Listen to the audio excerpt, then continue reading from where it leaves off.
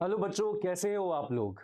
तो मैं आ गया हूँ, जैसा मैंने आपको प्रॉमिस किया था कि 16 जून को यानी 15 जून के बाद हम लोग न्यू चैनल स्टार्ट कर देंगे। और ये न्यू चैनल जो होगा प्रतीक सर बायोलॉजी, यहाँ पर हम एनसीईआरटी बेस्ड लेक्चर में पीवाईक्यू और एनसीईआरटी को कवर करेंगे। और आज इसका पहला दिन है, जैसा कि आप जानते हैं 16 जून, और आज हम बात करने वाले हैं इस चैप्टर की, यानी cell the unit of life, जो कि हम सबसे पहले पढ़ते हैं, बॉटनी का सबसे पहला चैप्टर। ठीक है। तो मैं आपसे काफ़ी सारी बातें करूंगा इसके रिगार्डिंग, सेल चैप्टर के रिगार्डिंग भी बातें करूंगा।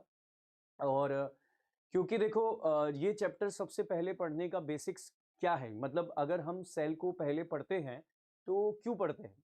तो देखो, चाहे जूलॉजी स्टार्ट करना हो, चाहे बॉटनी स्टार्ट करना हो, उन सब का बेसिक तो वही है, यानी ये सेल्स। यहाँ आप अपने पीछे देख पा रहे हैं, यहाँ पर इस स्क्रीन पे आप देख पा रहे हैं कि रेड ब्लड सेल्स दिखाई गई हैं, जो बहुत ही स्पेसिफिक शेप के साथ होती है। जैसा कि आप इस शेप में देख सकते हैं, ये बाई कॉन्केव स्ट्रक्चर, अंदर की तरफ डिप्राइव्ड वाला स्ट्रक्चर है। तो ऐसा क्यों होता है, ये सरफेस एरिया बढ़ाने के लिए होता है। तो आखिर क्यों सरफेस एरिया बढ़ाया जाता है, ऐसी कुछ बहुत ही बेसिक सी एनसीईआरटी इलेबोरेशंस हम समझेंगे। और इस चैप्टर में आज हम क्या क्या देखने वाले हैं वो मैं पहले ब्रीफ कर देता हूं। सबसे पहले तो हम यूनिट में जो डिस्क्रिप्शन है उसके बारे में जानेंगे, क्योंकि आप जानते हैं इस पेपर में, यानी 2025 के पेपर में एक क्वेश्चन पूछा गया जिसकी वजह से काफी लोग विचलित हो गए, और वो क्वेश्चन था रिडक्शनिस्ट बायोलॉजिस्ट के बारे में। और ये रिडक्शनिस्ट बायोलॉजी के बारे में जो बताया गया था, ये यूनिट की शुरुआत में बताया गया था। तो बहुत सारे लोगों से चूक हो गई इसे पढ़ने में। तो जैसा मैंने पहले मेंशन किया था, भाई जो मेरे स्टूडेंट्स हैं जो ऑफलाइन में मुझसे पढ़े हैं, उनके सभी के नोट्स कॉपी में ये रिडक्शनिस्ट बायोलॉजी के बारे में ज़रूर लिखा होगा, और भी बहुत सारी बायोलॉजी की रिलेटेड टर्म्स होंगी जो लग रहा था कि पूछी नहीं जाती, लेकिन फिर भी पूछ ली गई। तो ये सब बहुत इम्पॉर्टेंट है। और आज हम इसके बाद जो बढ़ेंगे आगे यूनिट के डिस्क्रिप्शन के बाद, तो सेल के बारे में छोटी बहुत छोटी मोटी बातें सीखेंगे। व्हाट इज सेल के अंदर हम जानेंगे यूनिसेलुलर और मल्टी सेलुलर ऑर्गेनिज्म का बेस क्या है, सेल कैसे यूनिट ऑफ लाइफ है, कैसे फंडामेंटल यूनिट है, इन सब चीजों के बारे में बात करेंगे। आगे बढ़ते हुए सेल से रिलेटेड डिस्कवरीज के बारे में, पहली सेल किसने देखी, जो फर्स्ट सेल देखी गई थी वो प्लांट सेल थी कि एनिमल सेल थी। उसके बाद सेल थ्योरी पे हम आएंगे, और सेल थ्योरी पे हम जानेंगे मैथियास श्लाइडन, थियोडोर शॉन और रुडोल्फ विर्चोव ने कौन कौन से ऐसे स्टेटमेंट्स दिए जिसकी वजह से सेल थ्योरी या एडवांस सेल थ्योरी एग्जिस्टेंस में आई। और भी डिस्कवरीज हैं, जैसे न्यूक्लियस की डिस्कवरी यहाँ से जुड़ी है। धीरे धीरे इलेक्ट्रॉन माइक्रोस्कोप डिस्कवर हुए, 1950 में पहला माइक्रोस्कोप बनाया गया था, इलेक्ट्रॉन माइक्रोस्कोप। उसके बाद से जो स्ट्रक्चर से रिलेटेड है वो बहुत सारी इंफॉर्मेशन सामने आने लगी। तो चलिए शुरू करते हैं बिना किसी देरी किए। और यहाँ पर हम सबसे पहले बात करेंगे, देखिए यहाँ पर एक सीरीज मैं लॉन्च कर रहा हूँ। ये आप जैसा देख पा रहे हैं ऑनटेस्टा पर ही रिलीज होने वाली है, यूट्यूब की सीरीज है, न्यू सीरीज है। ये 30 जून से स्टार्ट होगी बच्चों, और इस सीरीज का नाम है पर्सपेक्टिव। ये काफी इंटरेस्टिंग होने वाली है, क्योंकि यहाँ पर कन्वर्सेशनल मेथड के थ्रू हम काफी डीप कॉन्सेप्ट्स को समझने की कोशिश करेंगे। ये मेरा एक प्रयास है आपके लिए, ताकि आपकी अंडरस्टैंडिंग लेवल को और ज़्यादा बढ़ाया जा सके, और इसकी व्यूअरशिप और ज़्यादा ब्रॉड स्केल पे देखी जा सकती है। इसके अलावा जैसे मैंने आपको प्रॉमिस किया था, YouTube channel for NEET Prateek sir biology, जो कि स्टार्ट होना था 16 जून को, और आज इसका पहला लेक्चर है, तो ये स्टार्ट हो चुका है। सबसे पहले मैं आप सभी को ऑल द बेस्ट कहना चाहता हूं कि आप जो भी लोग अब तैयारी शुरू कर रहे हैं, तो इस साहस के साथ करेंगे, इस अंदर की सोच के साथ करेंगे कि चाहे पेपर इजी आता है, मॉडरेट आता है, टफ आ जाता है, पर हमारी तैयारी में कोई कमी नहीं होगी। और अगर ऐसा होगा तो यकीन मानिए आपको सेलेक्ट होने से कोई नहीं रोक सकता। प्रतीक सर का आप पे विश्वास होगा अगर आप कंटिन्यूसली पढ़ेंगे। मैं साथ ही साथ आपको कुछ लेक्चर्स के बाद में एक स्ट्रेटजी भी बताऊंगा, जिसके थ्रू जो पांच स्टेप फॉलो करते हुए आप आगे बढ़ सकते हैं, और आप कभी भी चूक नहीं सकते। अगर आप उन 5 स्टेप्स को फॉलो करते हैं तो आपसे कभी भी कोई चूक या कोई गलती नहीं हो सकती। ये सब कुछ बात हम करेंगे। तो चलिए अब शुरू करते हैं, आगे बढ़ते हैं। और सबसे पहले जैसा कि आप देख पा रहे हैं, ये जो स्ट्रक्चर एंड फंक्शन है सेल के, बारे में बताया जाता है। ये यूनिट के डिस्क्रिप्शन में इस बारे में बात की गई है, बहुत सारी चीजों के बारे में बात की गई है, जिनमें कुछ ऐसी बातें हैं जैसे कि एक शब्द यहाँ पे लिया गया है डाइवर्सिटी। ठीक है, डाइवर्सिटी के बारे में बात की गई है, साथ ही साथ यूनिटी की बात की गई है। तो देखो यहाँ पर अभी हम एनसीईआरटी से भी यहाँ पे रेफरेंस लेंगे। भाई डाइवर्सिटी क्या होती है, डाइवर्सिटी का क्या मतलब होता है? डाइवर्सिटी का मतलब होता है विविधता, हिंदी में अगर हम कहें, और वैसे इसका मतलब होता है कि जितने different different forms of animals, plants या जो भी लिविंग ऑर्गेनिजम्स आप देख पाते हैं, वो उनकी डाइवर्सिटी कहलाती है। अगर आपने कभी discovery channel, national geographic channel देखा हो, तो आपको पता होगा कि वहां पर इतने अमेजिंग, इतने डिफरेंट डिफरेंट टाइप के ऑर्गेनिजम्स पाए जाते हैं, जिनका कई बार हम अंदाजा भी नहीं लगा सकते, हमारी इमेजिनेशन से बहुत ऊपर होते हैं। ये तो हुई उनकी डिफरेंस की बात, ये सब अलग अलग डिफरेंट स्ट्रक्चर से बने। पर अगर इनमें यूनिटी की बात की जाए, इन सब में कॉमन क्या है बेटा? तो इन सब में एक ही चीज कॉमन है, और आप लोग जानते हैं कि वो एक चीज कॉमन क्या है। इन सब के पास cell, which is the unit of life, ये पाई जाती है। ठीक है, चाहे कोई कितना भी डाइवर्स हो, चाहे कोई ऑर्गेनिज्म कितना ही डिफरेंट दिखता हो, लेकिन उसमें अगर वो लिविंग है तो उसके अंदर एक खासियत होगी कि वो भी सेल का बना होगा। ठीक है, तो ये हम सब में ये चीज कॉमन है, सारे ऑर्गेनिजम्स में। अगर हमें कोई एलियन भी बाहर से मिल जाता है, कहीं बाई चांस आजकल कुछ भी हो रहा है, तो हो सकता है कोई एलियन भी अगर चलता फिरता आ जाए, तो वो भी सेल का ही बना होगा बच्चों। इस सच्चाई को कोई नहीं नकार सकता। तो एक तरीके से देखा जाए तो जो सेल थ्योरी है, वो कहीं ना कहीं यूनिटी को दिखाती है। मतलब डाइवर्सिटी जो है वो डिफरेंसेस बता रही है, और जो सेल थ्योरी है वो यूनिटी को बता रही है। तो इस बारे में इस यूनिट में शुरुआत में बात की गई है। इसके अलावा यहां पर बात यह की गई कि आखिर सेल को लाइफ माना गया है, या सेल को हम ये कह सकते हैं फंडामेंटल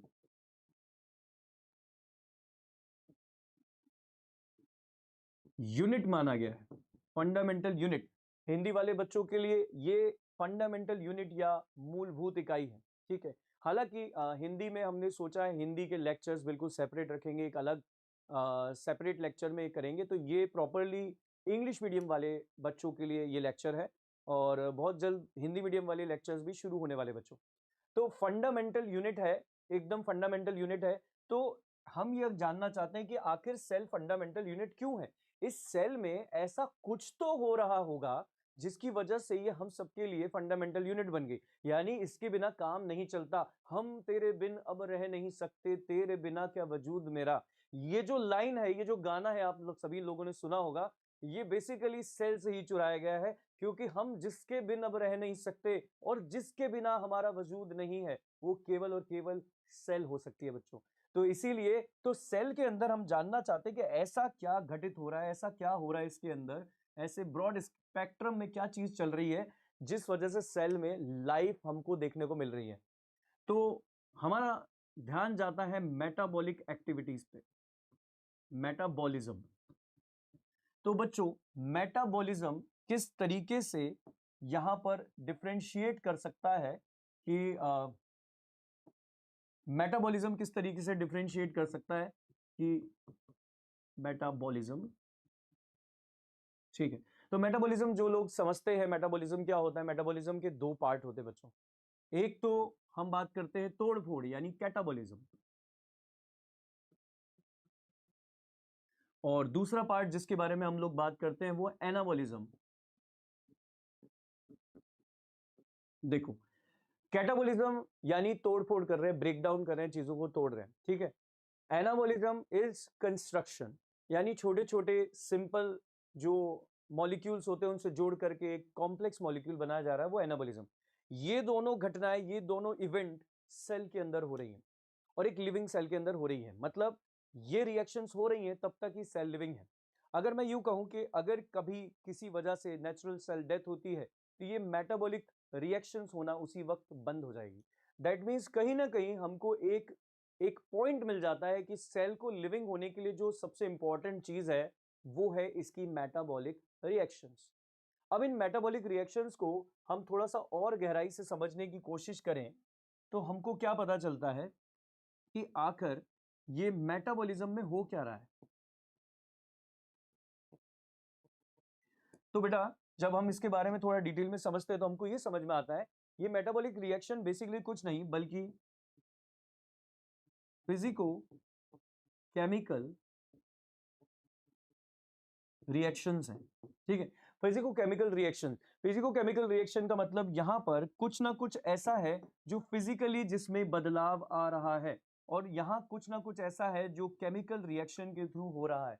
मतलब फिजिकल चेंज आ रहा है इन केमिकल रिएक्शंस की वजह से, यानी नए मॉलिक्यूल्स बन रहे हैं, जो बड़े मॉलिक्यूल से वो टूट रहे हैं ताकि उनके टूटने पे जो एनर्जी निकलती है उस एनर्जी से डिफरेंट डिफरेंट प्रोसेस किए जा सके, तो ये फिजिको केमिकल रिएक्शंस होती हैं।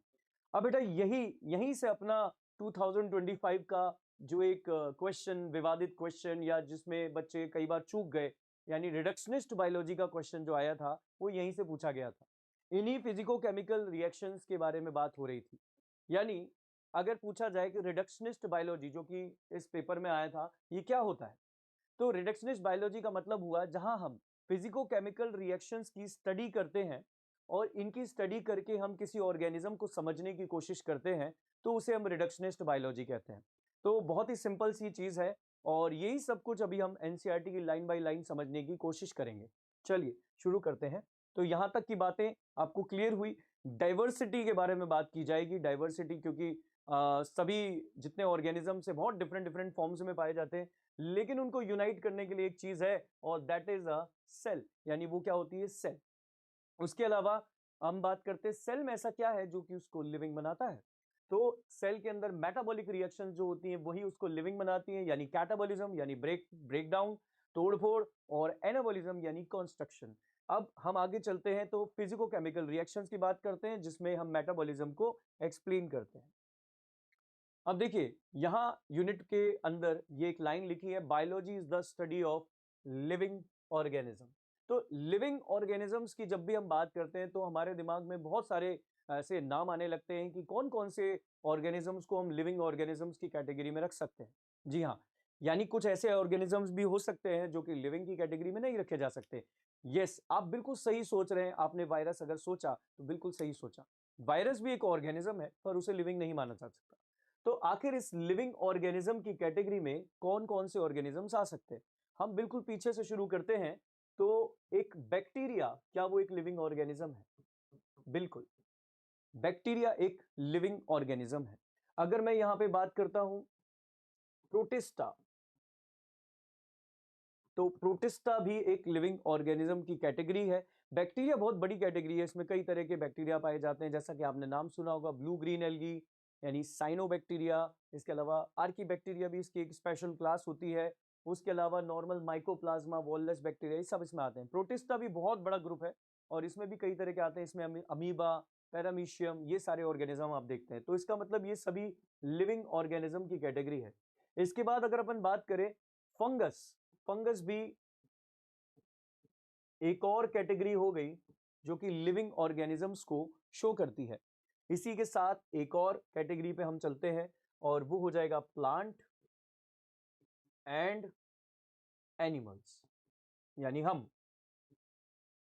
तो ये सभी कैटेगरी आपकी लिविंग वर्ल्ड की है और यहां आप अगर देख पा रहे हैं इनका जो नंबर, अगर आप इसमें नंबरिंग करेंगे 1 2 3 4 एंड 5, तो ये पूरे 5 किंगडम्स हैं जिनको लिविंग सिस्टम के अंतर्गत रखा गया है, देखा जाता है। So these are the 5 kingdoms. कैसे? देखो, बैक्टीरिया जो आता है वो प्रोकैरियोटिक है और ये किंगडम आता है मोनेरा। यानी बैक्टीरिया को जब हम रिप्रेजेंट करते हैं तो कौन से किंगडम से रिप्रेजेंट करते हैं? मोनेरा।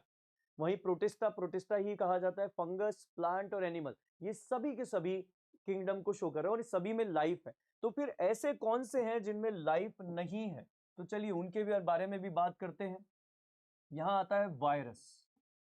ठीक है, अब वायरस में कोई लाइफ नहीं होती, यानी वायरस के पास ऐसा कुछ भी नहीं है जिससे उसको लिविंग कहा जाए। और ऐसा क्यों है अभी हम इसके बारे में चर्चा करेंगे। वायरस के अलावा आते हैं वायरियंस, और वायरियंस के बाद हम बात करते हैं तो एक प्रायंस नाम की भी चीज है, प्रायंस। ठीक है, अब इन तीनों के बारे में हम डिटेल में लिविंग वर्ल्ड में पढ़ेंगे, बट यहां पे मैं आपको इतना बता दूं, वायरस जो कि एक प्रोटीन और डीएनए या आरएनए, डीएनए आरएनए में से कोई एक होता है, तो वायरस एक प्रोटीन और एक डीएनए या आरएनए का मिलकर बना हुआ है, यानी इसमें सेल नहीं है। आप समझ पा रहे हैं, सेल नहीं है तो लाइफ नहीं है। वायरियंस वायरियंस सिर्फ और सिर्फ इन्फेक्शियस आरएनए का नाम है, यानी एक ऐसा आरएनए जो कि इन्फेक्शन करे, जो कि डिजीज कॉज करे, उसे हम वायरियन कहते हैं। और इसमें भी सेल नहीं है। प्रायंस प्रायंस बेसिकली प्रोटीन्स होते हैं, और ये ऐसे प्रोटीन्स होते हैं जो कि इन्फेक्शन कॉज करते हैं, यानी वायरियंस हो गए इन्फेक्शियस आरएनए और प्रायंस हो गए इन्फेक्शियस प्रोटीन। पर इन तीनों में जो एक चीज कॉमन है वो क्या है? इन तीनों के अंदर there will be no cell, यानी इनमें सेल नहीं पाई जाती, और इसी वजह से ये पूरी की पूरी कैटेगरी कैसी हो गई? Non living. ठीक है, तो जैसा कि आप देख पा रहे हो कि यहां की पूरी कैटेगरी हो जाती है, ये वाली जो हमने पढ़ी ये लिविंग कैटेगरी है, और वहां जो वायरस वायरियंस और प्रायंस ये नॉन लिविंग कैटेगरी है। तो इस हिसाब से अगर हम देखें तो ये जो लाइन लिखी है कि biology is the study of living organism, तो क्या बायोलॉजी में हम सिर्फ लिविंग ऑर्गेनिज्म को ही स्टडी कर रहे हैं? नहीं बच्चों, हम इन्हें भी स्टडी करेंगे। हम इन्हें क्यों छोड़ दें? ये बेचारे इन्होंने क्या मतलब किया है, इनके बारे में भी पढ़ना जरूरी है। और पढ़ना इसलिए जरूरी है क्योंकि देखो, जो डिजीज करता है उसके बारे में पूरी नॉलेज होनी चाहिए, ताकि हम उस डिजीज पे काबू पाने के लिए सक्षम रहे, हम उसके लिए केपेबल रहें। तो ठीक है, इनके बारे में भी पढ़ा जाएगा, बट बेसिकली ये लाइन जो बता रही है लिविंग ऑर्गेनिज्म, वो ये है। हम आगे चलते हैं और नेक्स्ट लाइन के बारे में बात करते हैं। Detail description of their forms and appearance reveals their diversity. आप यहाँ इस डायग्राम में एक चीज देख पा रहे हैं, ये बटरफ्लाईज हैं।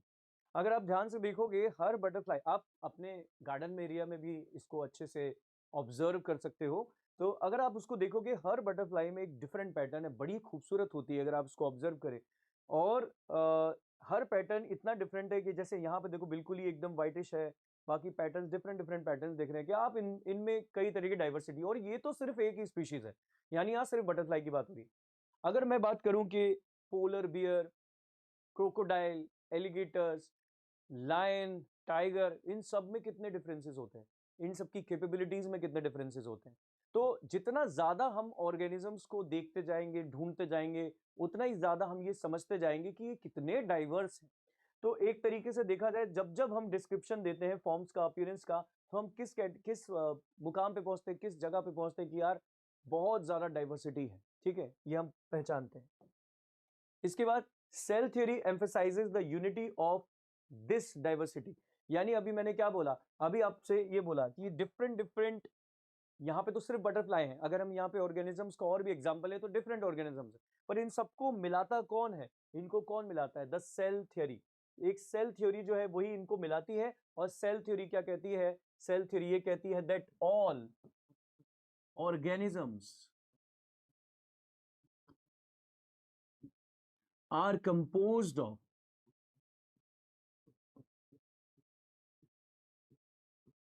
सेल्स। ठीक है, all organisms are composed of cells, ये सेल थ्योरी कहती है। मतलब चाहे कितने भी डाइवर्स ग्रुप हो, चाहे तितलियां किसी भी रंग की दिख रही हो, कैसी भी दिख रही हो, कितने ही पैटर्न हो, लेकिन ये सभी की सभी किससे बनी होंगी? सेल से बनी होगी। ये सबसे बेसिक कॉन्सेप्ट है इस पूरे चैप्टर का। तो जैसा कि हम इसके बारे में जानते भी हैं, आगे चलते हैं बच्चों। हम ये देखते हैं, एक और लाइन यहां पर एनसीईआरटी की है, the cell theory introduce the mystery of physiological behavioral process. ठीक है, तो जैसा कि हमने बोला फिजियोलॉजिकल, तो सबसे पहले इस टर्म को हम समझते हैं।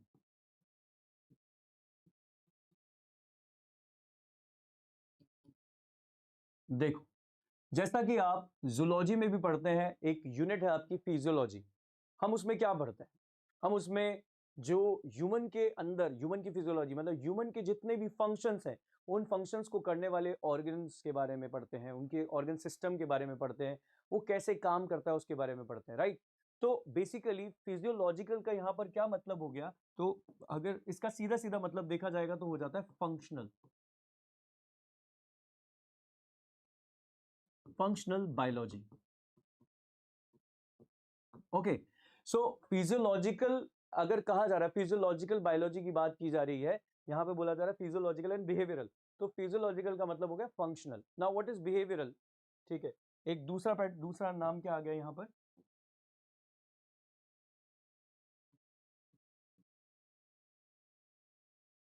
बिहेवियरल। तो अगर मैं बिहेवियरल की बात करूंगा तो भाई यहाँ तो हो गया फंक्शनल कि वो कैसे फंक्शन कर पा रहे हैं, उनकी फिजियोलॉजी क्या है, और बिहेवियर यानी उस फंक्शन का आगे जाके प्रोजेक्शन क्या हो रहा है, यानी वो किस तरीके से बिहेव कर रहे हैं उस फंक्शन के बेसिस पे। तो ये एक ब्रॉड टर्म हो जाती है, ठीक है ना। तो ये बिहेवियरल प्रोसेस होता है। तो ये कहने का मतलब है सेल थ्योरी इंट्रोड्यूस करती है mystery of physiological behavioural aspect को, यानी जब सबके सब सेल से ही मिलकर बने हैं तो फिर उनकी फिजियोलॉजी और उनके बिहेवियर डिफरेंट कैसे हो जाते हैं। ये एक बहुत ही अच्छा क्वेश्चन है कि अगर सबके सभी सेल से बने हैं, सेल के अंदर डीएनए है, सब जानते हैं, अभी हम उसके बारे में बात करेंगे, पर जब सभी सेल से बन के मिलके बने हैं तो उनके फिजियोलॉजिकल बिहेवियर एस्पेक्ट बदल कैसे जाते हैं, चेंज कैसे हो जाते हैं जब सभी सेल से बने। तो इसका जवाब आपको यहां से मिलेगा कि जैसे जैसे कॉम्प्लेक्सिटी बढ़ती जाती है तो जो डिवीजन ऑफ लेबर है, यानी काम करने के लिए लेबर जो होता है वो बढ़ता जाता है। जैसे हम अभी कुछ ही टाइम में पढ़ेंगे यूनिसेल्युलर ऑर्गेनिज्म जो अपने सारे फंक्शन एक ही सेल से कर लेते हैं, लेकिन वहीं पे अगर हम अपने आप को कंपेयर करें तो हमारा एक कोई सा फंक्शन भी होगा, जैसे रेस्पिरेशन की बात करें, डाइजेशन की बात करें, तो मल्टीपल मल्टीपल टिश्यूज इसमें इन्वॉल्व हैं और मल्टीपल टिश्यूज की मल्टीपल सेल्स इन्वॉल्व है। तो ये एक पैटर्न इस तरीके से समझा जाता है। तो इसको सिंप्लीफाई करें तो बेटा ये चारों लाइंस क्या कहना चाह रही है कि बायोलॉजी में लिविंग ऑर्गेनिज्म की स्टडी कर रहे हैं, आप समझ गए, डिटेल डिस्क्रिप्शन दिया जा रहा है अपीयरेंस का जो कि डाइवर्सिटी को बता रहा है, फिर इनमें एकता को कौन बता रहा है, यूनिटी कौन लेके आ रहा है, सेल थ्योरी। सेल थ्योरी बताती है फिजियोलॉजिकल एंड बिहेवियरल प्रोसेसेस के बारे में। Integrity of cellular organization is necessary to demonstrate living phenomena. अगर अपन सेल्युलर ऑर्गेनाइजेशन को समझ लेते हैं तो हम ये जान जाते हैं कि लिविंग ऑर्गेनिज्म किस तरीके से जी रहे हैं और उसकी इंटीग्रिटी क्या है। तो ये बहुत ही इंपॉर्टेंट टास्क होता है। चलिए, अब इसी यूनिट का जो वो पार्ट है जिसमें से क्वेश्चन आया था, जैसा मैंने अभी आपको कुछ देर पहले समझाया, उसी को हम एनसीईआरटी से यहां पे कवर कर रहे हैं। अब physico chemical approach using cell free system help to investigate these processes. यानी देखो हमने क्या बोला था, ये जो सेल है, इस सेल के अंदर कुछ चल रहा है। क्या चल रहा है? फिजिको केमिकल प्रोसेसेस, ठीक है। इनमें फिजिको केमिकल प्रोसेसेस चल रहे हैं और इन फिजिको केमिकल प्रोसेसेस में क्या क्या हो रहा है, या तो कंस्ट्रक्शन हो रहा है या फिर ब्रेकडाउन हो रहा है, ठीक है। या तो होगा कंस्ट्रक्शन या तो होगा ब्रेकडाउन। इन कंस्ट्रक्शन और ब्रेकडाउन प्रोसेस को हमने जॉइंट वेंचर में क्या कहा था, मेटाबॉलिज्म। तो आपको पूरा रिवाइज हो गया, अभी अभी हमने बात करी थी इसकी। इसको क्या कहा था हमने, metabolism. So this metabolism is actually helping to investigate these process. यानी कौन से प्रोसेस, कौन से प्रोसेस हमने भी बोला, बिहेवियरल प्रोसेस। यानी ये फिजियोकेमिकल बिहेवियरल प्रोसेस को अगर समझना है तो इसके लिए हमको क्या पढ़ना पड़ेगा, उन ऑर्गेनिजम्स की हमको स्टडी करनी पड़ेगी, फिजिको केमिकल रिएक्शंस। जब इन्हें समझना शुरू करेंगे तो हम इनके इस कॉम्प्लेक्स बिहेवियर को आसानी से समझ पाएंगे। आखिर उनमें कौन सी मेटाबॉलिक रिएक्शंस हो रही हैं, क्या प्रोडक्ट बन रहा है, कौन से प्रोडक्ट से एनर्जी ले रहे हैं। जैसे फॉर इंस्टेंस, फॉर एग्जांपल मैं आपको बताऊं कि जो प्लांट्स होते हैं वो अपनी एनर्जी मेनली जो स्टोर्ड स्टार्च होती है उसके अंदर से लेते हैं, वहीं एनिमल्स में ये स्टोर्ड ग्लूकोज की जगह पे, स्टोर्ड स्टार्च की जगह पे ये आपका ग्लाइकोजन होता है। तो एनिमल्स की स्टोर्ड शुगर है ग्लाइकोजन एंड प्लांट्स की स्टार्च। तो ये बहुत ही बेसिक सा डिफरेंस है और इस तरीके से अगर हम इन रिएक्शंस को समझेंगे तो हम समझ पाएंगे कि इनके बिहेवियरल और एस्पेक्ट्स क्या हो सकते हैं। This approach allow molecular level understanding. अगर आप ध्यान से देखेंगे तो ये जो फिजिको केमिकल अप्रोच है ये एक तरह का मॉलिक्यूलर लेवल अंडरस्टैंडिंग पैदा करता है। मॉलिक्यूलर लेवल पे क्या हम देख सकते हैं भाई, प्रोटीन्स, लिपिड्स और इसके अलावा शुगर्स, शुगर्स या कार्ब्स।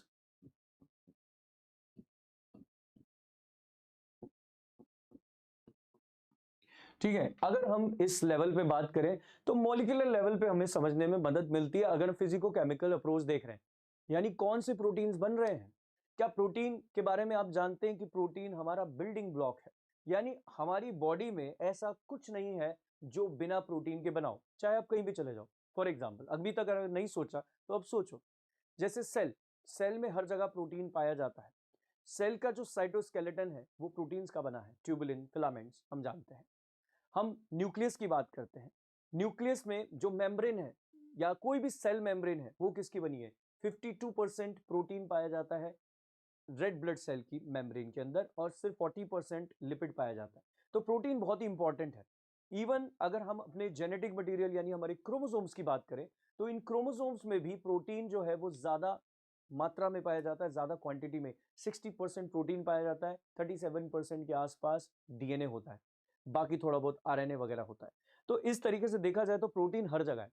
लिपिड की बात करें तो लिपिड जो है ये बहुत इंपॉर्टेंट कंपोनेंट है बेटा, जो कि सेल मेम्ब्रेन बनाता है। फॉस्फोलिपिड के बारे में आप जानते हैं, ठीक है। शुगर या कार्बोहाइड्रेट डेफिनेटली ये रिकॉग्निशन मॉलिक्यूल भी होते हैं, साथ ही मतलब ये रिकॉग्नाइज करने में मदद करते हैं ग्लाइकोप्रोटीन ग्लाइकोलिपिड के साथ। साथ ही साथ इंपॉर्टेंट रोल इनका क्या है, ये हमारे एनर्जी प्रोवाइडर है, यानी हमें जो डायरेक्ट एनर्जी मिलती है वो किससे मिलती है? शुगर से। और शुगर क्या है इसमें? ग्लूकोज। ग्लूकोज को ब्रेक डाउन करके उससे जो एनर्जी निकलती है उससे मैं बोल पा रहा हूं, उससे आप समझ पा रहे हैं, या कोई भी हम एक्शन कर पा रहे हैं। तो ये सारी चीजें कहां से आ रही है? शुगर के ब्रेकडाउन से, यानी अगेन कैटाबॉलिज्म। ठीक है, तो या तो हम बना रहे हैं प्रोटीन्स के, एनाबॉलिज्म कर रहे हैं, या हम तोड़ रहे हैं यानी ब्रेक डाउन कर रहे हैं, कैटाबॉलिज्म कर रहे हैं। तो इन सब में मॉलिक्यूल्स कौन से यूज में आ रहे हैं? Proteins, lipid, sugar, carbohydrate. तो इसी को कहा जा रहा है मॉलिक्यूलर बेसिस। इसी को क्या कहा जा रहा है? Molecular basis. तो इस मॉलिक्यूलर बेसिस की अगर हम बात करते हैं तो ये हमें क्या समझाता है? देखो, फिजिको केमिकल अप्रोच को जब हम समझेंगे तो हमें पता चलेगा मॉलिक्यूलर लेवल ऑफ अंडरस्टैंडिंग हो जाएगी सेल के बारे में। और ये बहुत ही सही बात है, ये यूनिट में लिखा है, अभी तक मेन चैप्टर शुरू भी नहीं हुआ है, ये यूनिट में इतनी इंपॉर्टेंट बातें लिखी हुई बच्चों, जिसे बिल्कुल भी हमें स्किप नहीं करना है, हमें कुछ भी एनसीईआरटी का नहीं छोड़ना है, हमें सब आना चाहिए। चलिए हम आगे बढ़ते हैं। ये आपको समझ आ गया होगा कि मॉलिक्यूलर लेवल का यहाँ पे क्या मतलब है, क्योंकि इसको ध्यान से सुनिए, क्योंकि अभी मैं आपको क्वेश्चंस भी सामने लेके आऊंगा, तो आप ही को बताना होगा, आप ही को सोचना होगा, ये लेक्चर देखते देखते समझना होगा, आपको पॉज करके सोचना होगा कि आखिर ये क्वेश्चन पूछना क्या चाह रहा है। चलिए, अब इसके बाद में अगर हम बात करें, analysis of living tissues reveal the elements and compounds present. अब देखो, एनालिसिस ऑफ लिविंग टिश्यू, अगर मैं फॉर एग्जांपल एक लिविंग टिश्यू लेता हूं, यहां पे लेट्स जस्ट अज्यूम के हम यहां पर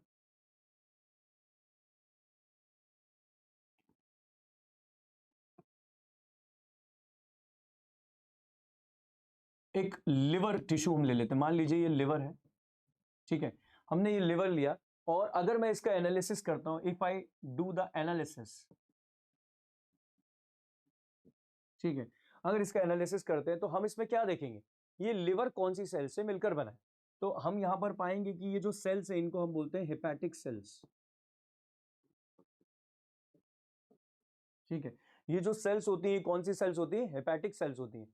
इन हेपेटिक सेल्स के एक स्पेशल फंक्शन होते हैं, यानी अगर मैं कहूं कि हेपेटिक सेल्स क्या करती है, तो हेपेटिक सेल्स बाइल जूस बनाती है। क्या बनाती है? बाइल जूस, ठीक है। तो these are called as hepatic cells, और हेपेटिक सेल्स बाइल जूस बना रही है। अब पूरे लिवर में ये बोला जाता है कि लिवर का क्या फंक्शनैलिटी है कि वो बाइल जूस प्रोड्यूस करता है, पर एक्चुअल में जो बाइल जूस प्रोड्यूस हो रहा है वो कहां से हो रहा है? वो इन हेपेटिक सेल से हो रहा है, यानी लिवर इन हेपेटिक सेल से मिलकर के बना है। तो अगर हम एनालिसिस करेंगे इन लिविंग टिश्यूज का, तो हम पता लगा पाएंगे इनमें बनने वाले कंपाउंड कौन से हैं, और वो कंपाउंड मेनली कौन से बायोमोलिक्यूल से बने। बायोमोलिक्यूल आपको पता है मैं किन की बात कर रहा हूं, यानी प्रोटीन, लिपिड और कार्बोहाइड्रेट मेनली, और फिर इनके कॉम्प्लेक्सेस। तो जब हम इनके बारे में स्टडी करते हैं तो हमें पता चलेगा कि बाइल जूस से, बाइल जूस एक कंपाउंड है, और ये कौन कौन से बायोमोलिक्यूल्स के कॉम्पोजिशन से बना है। तो ये सारी चीजें हमको यहाँ समझ आती हैं, ठीक है। चलिए, इसके बाद हम लोग बात करते हैं, it leads to question about function of these compound in cell. अभी अभी हमने यहां पर जाना कि जैसे लिवर है, लिवर के टिश्यू का जब हम एनालिसिस कर रहे हैं हमको हेपेटिक सेल्स मिल रही है, उससे बाइल जूस बन रहा है। अब नेक्स्ट चीज हमको क्या पता चलती है, एनसीईआरटी क्या कहती है कि भाई ये बाइल जूस आखिर हमारी बॉडी में कर क्या रहा है, इसकी क्या फंक्शनैलिटी है, क्या इसका बेसिक काम है। तो भाई बाइल जूस जो होता है मेनली फैट को तोड़ने के काम आता है। देखो, आप जैसे खाना खाते हो, खाना खाने के बाद माउथ के अंदर उसको चबा रहे हो, वहीं पे सलाइवरी अमाइलेज, अगर मैं खाने के बहुत बढ़िया, मैं जैसे नाम लूं, अगर गुलाब जामुन, रसमलाई, तो एकदम से जो होता है, क्या बोलते हैं उसको, सीक्रेट होने लगता है, and that is called as, क्या सीक्रेशन यहाँ पर हो रहा है, सलाइवरी अमाइलेज का। ठीक है, तो ये सलाइवरी अमाइलेज जो होगा वो सीक्रेट होने लगता है। ठीक है, तो ये जब नीचे फूड जाता है फूड पाइप के थ्रू और ये पहुंचता है ड्यूडेनम तक, तो ड्यूडेनम के पास में डक्ट होती है जहां से ये हेपेटिक सेल्स से निकला हुआ बाइल जूस पहुंचता है, और ये इसको क्या कर देता है, ये इसको फैट को तोड़ने का काम करता है। वहां पे बड़े बड़े फैट मॉलिक्यूल्स टूटते हैं, यानी वो माउथ में नहीं टूटते, वो बिल्कुल ड्यूडेनम में जाके, ये जो यूट्यूब होता है ऐसे गोल घुमा हुआ, यानी स्मॉल इंटेस्टाइन का पार्ट, वहीं पे जाकर ये ब्रेक डाउन होता है पहली बार। ठीक है, ये चीज हम समझ सकते हैं। अब इसके बाद, इसके आगे हम लोग बात करते हैं, ठीक है, अब बात करते हैं next, helps understand process like digestion, excretion, memory, defence, recognition. अगर आप ये सारे फंक्शन देखें, जैसे फॉर एग्जांपल मैं बात करूं डाइजेशन, जैसे मैंने अभी बताया आपको, पूरा एग्जांपल समझाया कि खाना खाने से लेकर बोलस अंदर जाता है, वो काइम बनता है, उससे पहले ड्यूडेनम के अंदर बाइकार्बोनेट्स मिलते हैं, बाइल जूस मिलता है, ये सब अलग अलग फंक्शनैलिटी के साथ में हम देखते हैं। उसके अलावा एक्सक्रीशन, एक्सक्रीशन के लिए भी छोटी छोटी सेल्स जिम्मेदार है, धीरे धीरे वो चीज़ होती है।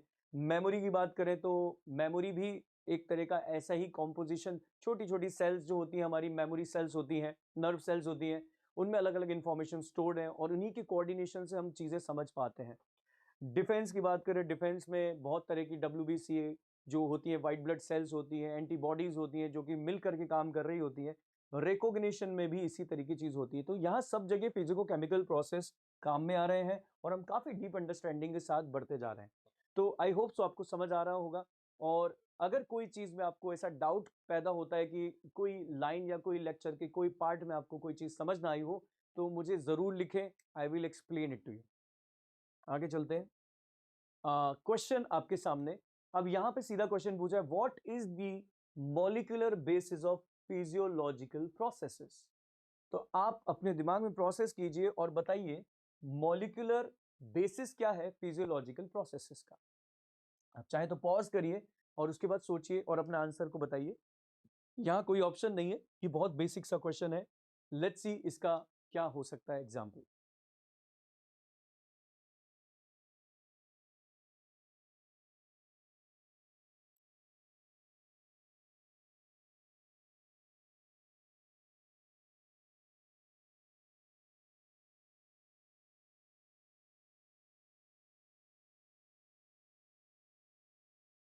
चलें, इसको फुल स्क्रीन कर देते।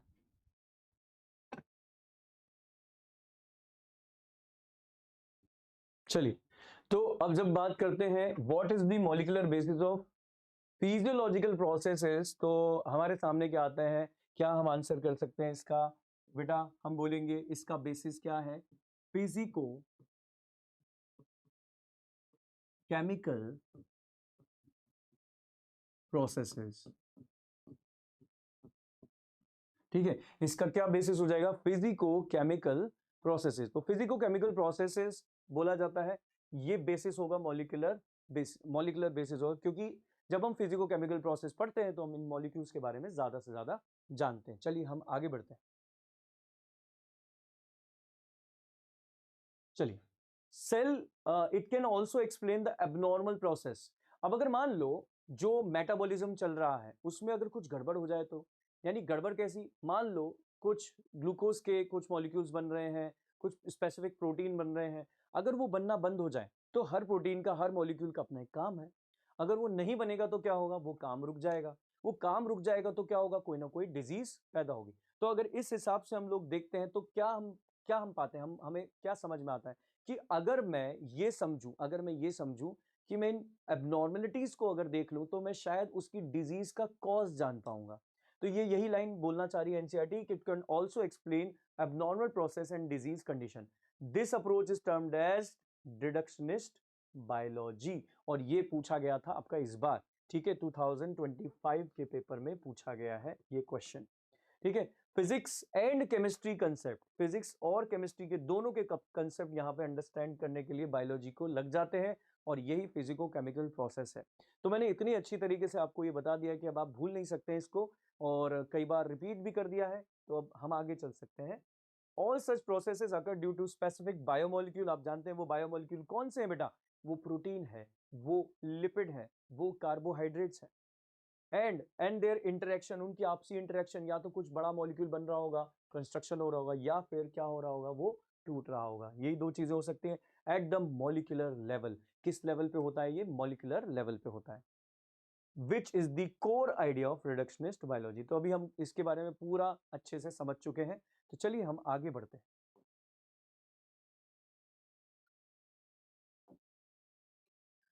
अब बेटा एक ऐसी चीज जो कि अक्सर हमें छोड़ देते हैं, स्किप कर देते हैं कई बार, लेकिन बेटा पहले भी पूछे जाते थे क्वेश्चन साइंटिस्ट के ऊपर, साइंटिस्ट के नाम पे, और बीच में कुछ टाइम तक नहीं पूछे गए, लेकिन अब वापस से पूछे जा रहे हैं। इस बार रामदेव मिश्रा का नाम पूछा गया था, आप जानते ही हैं, फादर ऑफ इंडियन इकोलॉजी के नाम से। और इसी तरीके से हम कंसीडर करेंगे कि हम सोचेंगे, हम देखेंगे, हम ध्यान से इन सभी साइंटिस्ट को देखेंगे। अब बेटा यहाँ पर एक इंपॉर्टेंट चीज क्या है, मैंने यहाँ पर इसको नाम दिया भाई लोग ग्राफी। थोड़ा सा अपनापन सा लगता है, भाई लोग हैं, अपने ही भाई लोग हैं, और इन्होंने कुछ ना कुछ बड़ी अचीवमेंट्स की हैं अपनी लाइफ में। इन्होंने साइंस को, या इन्होंने इस दुनिया को कुछ ना कुछ नया दिया है, और उसको अप्रिशिएट करना भी बनता है, और उसे हम देखेंगे। यहाँ जो नाम आप देख पा रहे हो, ये जीएन रामचंद्रन का नाम है। जीएन रामचंद्रन जो कि एक मैथमेटिशियन है, जैसा कि आप बिल्कुल जानते हैं, मैथमेटिशियन है।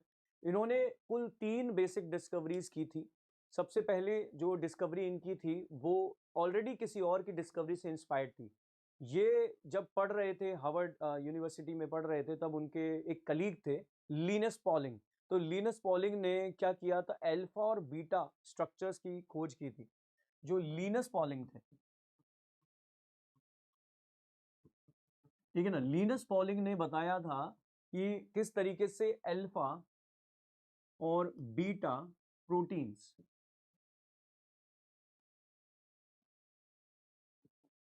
ठीक है, ये होते हैं। अल्फा, जैसा कि आप जानते हैं, अल्फा और बीटा में क्या डिफरेंस होता है। बीटा बेसिकली बेटा जिगजैग स्ट्रक्चर्स होते हैं, और अल्फा जो होते हैं वो हेलिकल स्ट्रक्चर्स होते हैं, हेलिक्स होते हैं। तो इन दो तरह के प्रोटीन की डिस्कवरी उन्होंने की थी, लिनस पॉलिंग ने। और जो रामचंद्रन जी थे, ये उनके कलीग थे, तो ये भी इंस्पायर हुए। इन्होंने सोचा कि मैं भी प्रोटीन के स्ट्रक्चर से रिलेटेड कुछ काम करना चाहता हूँ। फिर इन्होंने जो डिस्कवरी की वो भी अपने आप में बहुत ही ज्यादा प्रख्यात है, बहुत ज्यादा मानी जाती, पॉपुलर है, और वो है कोलेजन। इन्होंने ढूंढा एक प्रोटीन जिसको हम क्या कह देते हैं, कोलेजन। ठीक है, अब कोलेजन जो प्रोटीन है, इसके स्ट्रक्चर इन्होंने बताया, और ये भी बताया कि ये ट्रिपल हेलिकल स्ट्रक्चर होता है, यानी इसमें कुल 3 हेलिकल स्ट्रक्चर्स पाए जाते हैं कोलेजन। ये इनकी सबसे पहली डिस्कवरी हो गई। उसके अलावा इन्होंने एक और जो चीज, मतलब आपको ये चीज ध्यान रखनी बेटा, कि अल्फा और बीटा प्रोटीन रामचंद्रन ने नहीं बताए थे, क्योंकि ये पैराग्राफ में लिखा है, इसलिए कभी कभार कंफ्यूजन हो सकता है। अल्फा बीटा स्ट्रक्चर्स बताए गए थे लिनस पॉलिंग द्वारा, और यहां पर बात कर रहे हैं कोलेजन। कोलेजन बताया गया था ट्रिपल हेलिकल स्ट्रक्चर, जो कि रामचंद्रन ने बताया था। इसके अलावा इनकी दूसरी डिस्कवरी थी रामचंद्रन प्लॉट्स। इन्होंने प्लॉट्स दिए। अब ये प्लॉट्स कैसे प्लॉट्स हैं? ग्राफ है, ठीक है। ये ऐसे ग्राफ है बेटा जो एग्जैक्टली अमीनो एसिड किसी प्रोटीन में कहां पे मौजूद है वो बता देता है। मतलब आज भी इतने सालों बाद, अब तो इनकी डेथ हो चुकी है, पर इतने सालों बाद भी इनके इन्हीं प्लॉट्स को, इन्हीं ग्राफ्स को यूज किया जाता है, और पता लगाया जाता है कि अमीनो एसिड एग्जैक्टली किस पोजीशन पे पाया जाता है। ठीक है, तो चलिए देख लेते हैं कि यहाँ एनसीईआरटी क्या कहती है। देखो, सबसे पहले इनकी डिस्कवरी के बारे में, जो कि एक ट्रिपल हेलिकल स्ट्रक्चर है। किसका स्ट्रक्चर है? कोलेजन प्रोटीन का। कोलेजन प्रोटीन के बारे में आप जानते हैं, स्किन से रिलेटेड। आजकल देखो आप सोशल मीडिया पे बहुत सारे ऐसे एडवर्टीजमेंट आते हैं जो बोलते हैं कि ये कोलेजन आप डायरेक्टली खा लो, गोली के फॉर्म में खा लो, स्किन पे लगा लो। ठीक है ना कहीं इंपॉर्टेंट स्ट्रक्चरल प्रोटीन है, जो कि हमारी डेड स्किन को हटा के जो नई स्किन बनती है उनके लिए बहुत ज्यादा इंपॉर्टेंट होता है। तो ये वही कोलेजन प्रोटीन है, इसका ट्रिपल हेलिकल स्ट्रक्चर इन्होंने बताया। इसके अलावा दूसरी जो इंपॉर्टेंट बात थी, इन्होंने, इनके एनालिसिस से पता चला, allowed conformational of proteins through the use of Ramachandran plot. देखो, क्योंकि रामचंद्रन ने ये ग्राफ दिए थे, तो रामचंद्रन अपने ही नाम से इनको बोलने वाले थे, रामचंद्रन प्लॉट्स इन्होंने दिए, contribution of the structural biology.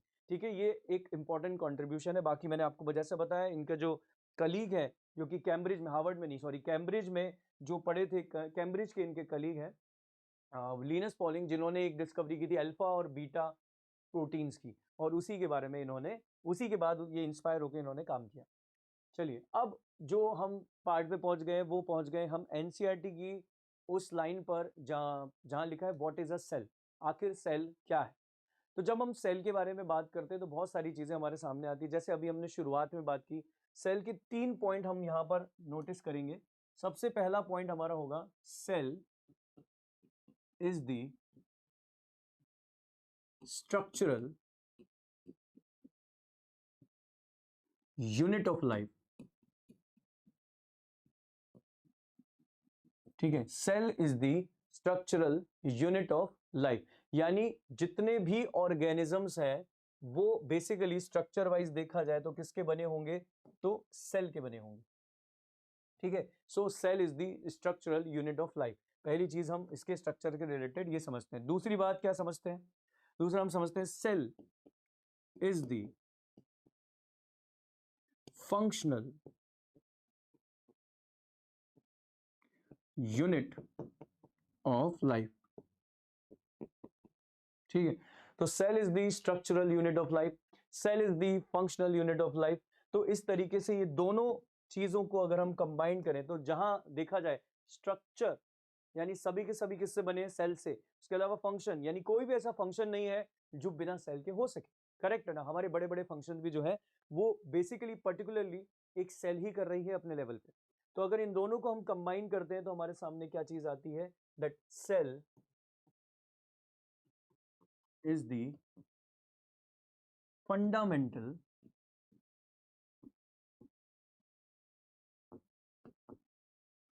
unit of life। यानी हम यहां बात कर रहे हैं cell is the fundamental unit of life. जो लाइन हमने गाना अभी रिकॉल किया था कि हम तेरे बिना रह नहीं सकते, तेरे बिना क्या वजूद मेरा, तो वो किसके बिना वजूद नहीं है, सेल के बिना।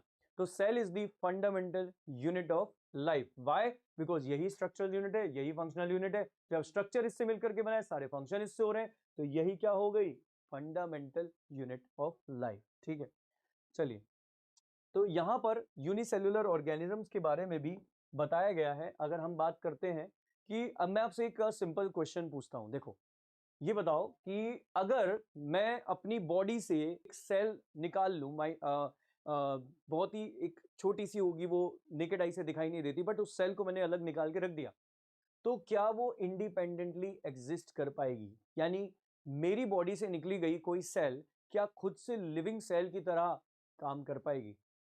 ऑफ कोर्स, अगर आप सोच रहे हैं कि वो कर पाएगी तो गलत है, और अगर आप सोच रहे हैं कि बिल्कुल नहीं कर पाएगी तो आप बिल्कुल सही हैं।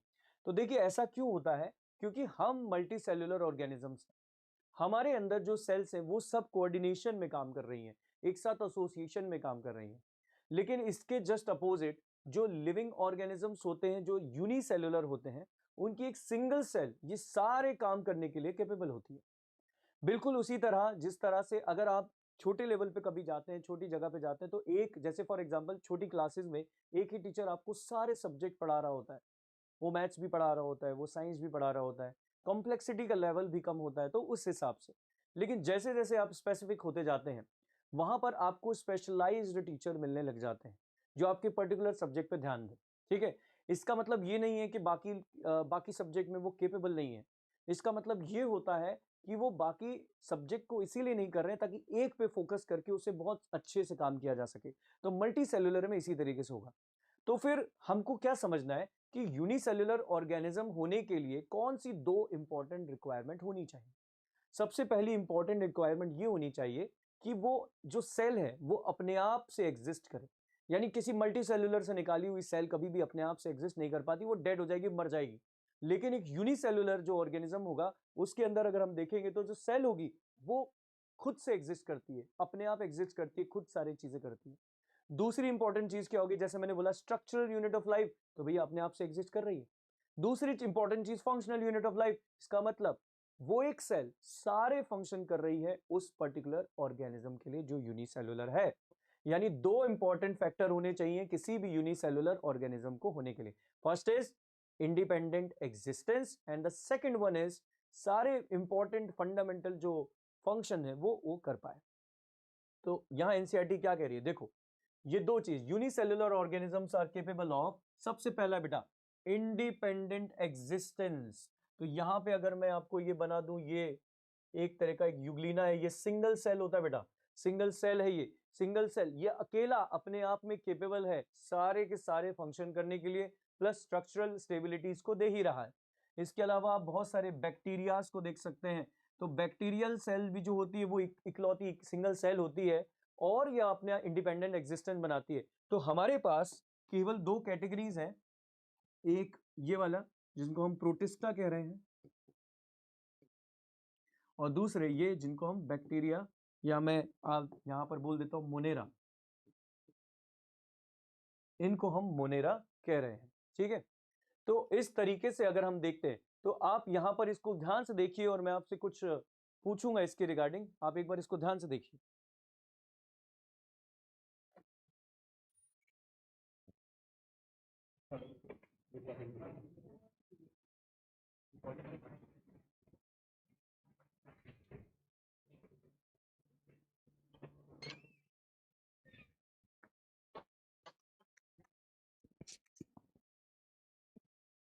चलिए, तो आई थिंक आपने सोचा होगा इसके बारे में, बिल्कुल।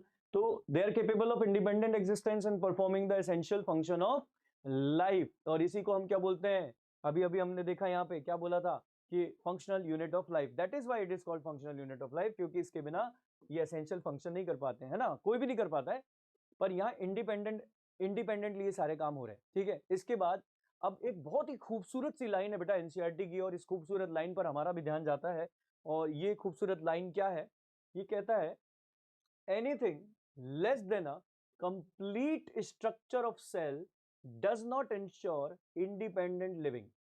यानी कोई भी ऐसा, देखो कितनी खूबसूरत लाइन है ये, anything less than a complete structure of cell, यानी कोई भी, जैसे यहां पर भी आप देख पा रहे हैं ये सेल है, ये भी सेल है, ये भी दोनों सेल है, अगर इनमें देखा जाए, अगर ऐसा कोई भी ऑर्गेनिज्म होगा जिसके पास वो सेल नहीं पाई जा रही है, दैट मींस वो अपनी एग्जिस्टेंस शो नहीं कर पाएगा, वो एग्जिस्टेंस शो नहीं कर पाएगा तो इंडिपेंडेंट लिविंग नहीं दे पाएगा, सीधी सी बात है।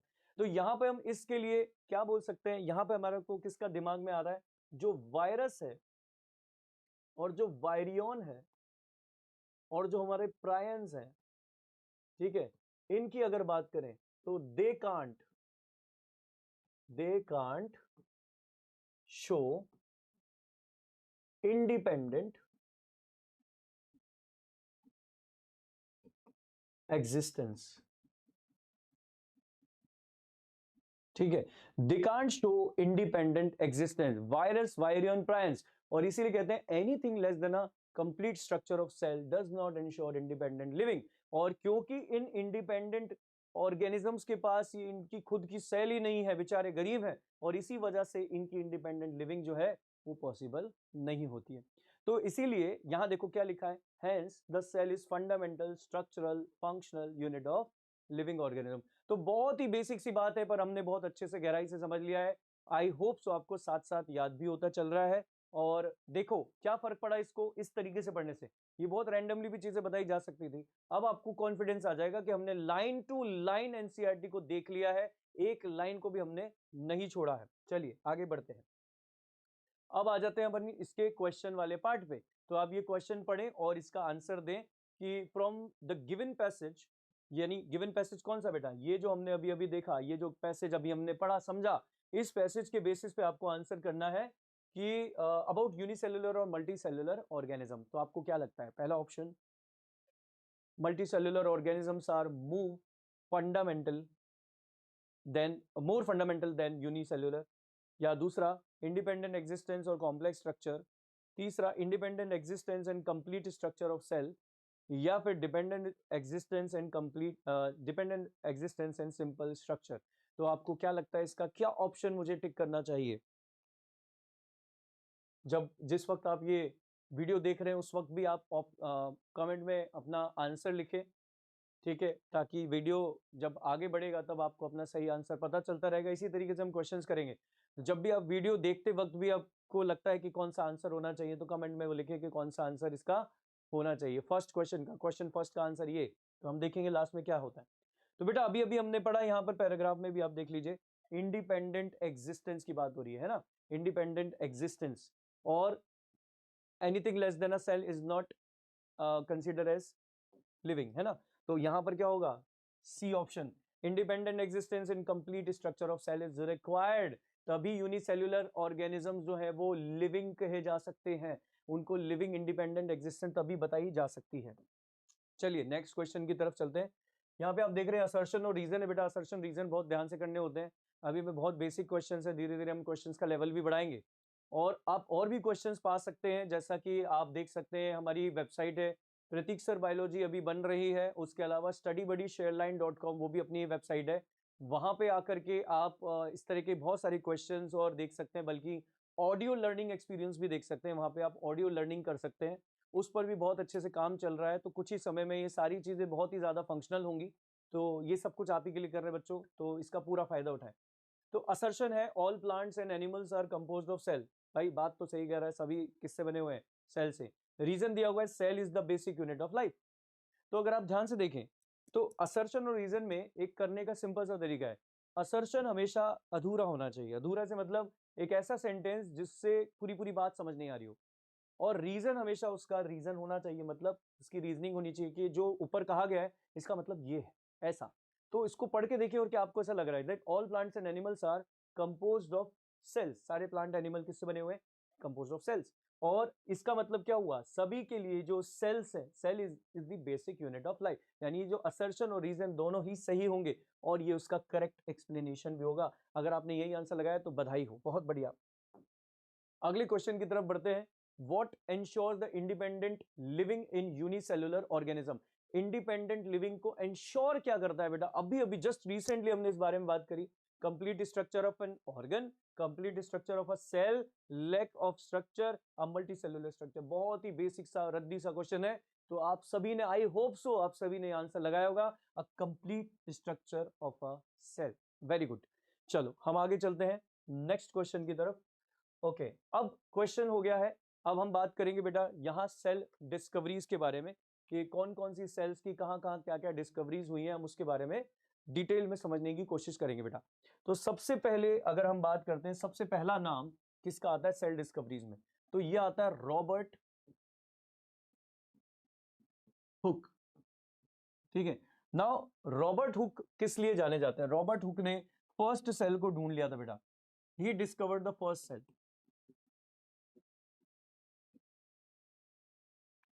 फर्स्ट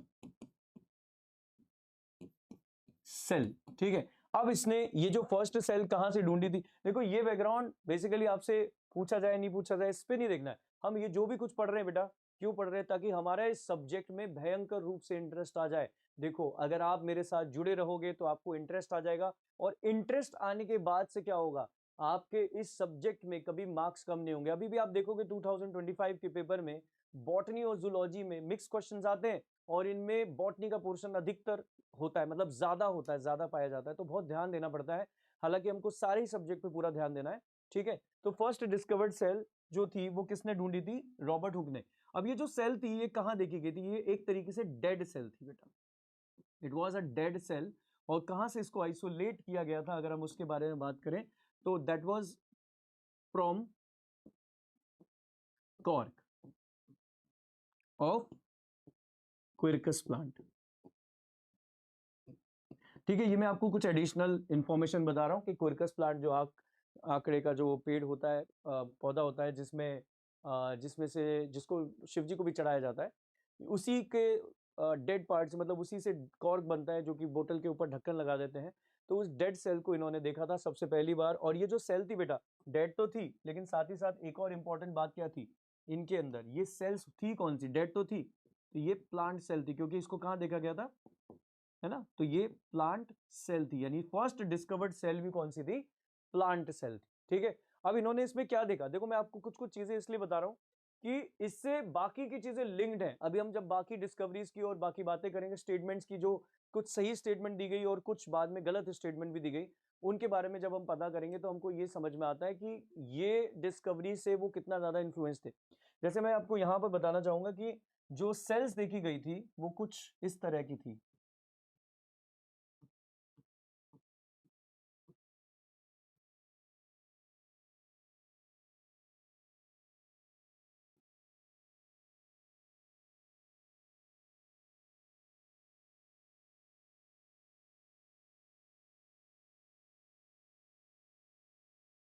देखो, अब अगर इस तरीके शेप अगर हम देखते हैं तो क्या दिमाग में आता है, क्या चीज एकदम से इमेजिन होती है? ये कुछ कुछ हमको हनी बी स्ट्रक्चर जैसा दिख रहा है, honey bee com, Honey com,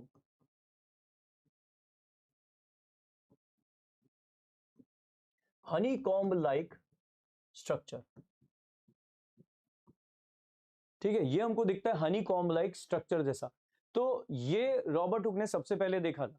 अगर आप ठीक से ऑब्जर्व करोगे बेटा, तो ये जो देख रहा था रॉबर्ट हुक, ये बेसिकली क्या देख रहा था, ये सेल वॉल है। ये बोला जाता है सेल को डिस्कवर किया, पर उसने देखा था क्या था, अंदर की सेल तो सारी मर चुकी है क्योंकि डेड सेल है। लेकिन इसने एग्जैक्टली जो ऑब्जर्व किया वो क्या था बेटा, वो सेल वॉल है। तो ये इसको बता नहीं पाया, लेकिन इसकी एक्चुअल ऑब्जर्वेशन वही थी। तो इसके बाद जो बात करते हैं हम, जिस साइंटिस्ट के बारे में बात करते हैं, वो एंटोनी वॉन ल्यूवेनहॉक है, एंटोन वॉन ल्यूवेनहॉक। इसके बाद जिसका नाम आता है वो है, ये पहला साइंटिस्ट है जिसकी डिस्कवरी के अंदर इंपॉर्टेंट रोल है। दूसरा जो रोल है वो है एंटोन वॉन ल्यूवेनहॉक।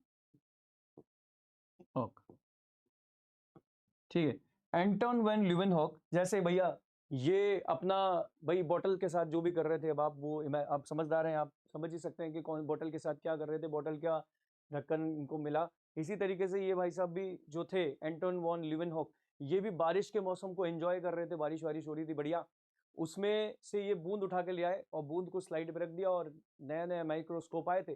देखो कोई भी चीज़ नई नई आती है, हमारा भी मन करता है यार ये चलो नया मोबाइल आया, चलो यूज़ करें, ऐसा करें वैसा करें। तो नया नया भाई माइक्रोस्कोप आया था, तो इन्होंने भी देखा चलो मैं बूंद को रख के देखता हूँ उस बूंद के अंदर आखिर क्या क्या प्रेजेंट हो सकता है। तो पानी की बूंद में से इन्होंने आइसोलेट किया और डिफरेंट डिफरेंट सेल्स को देखा, और ये मूविंग सेल्स थी, इन्होंने जो देखा वो मूविंग सेल्स थी।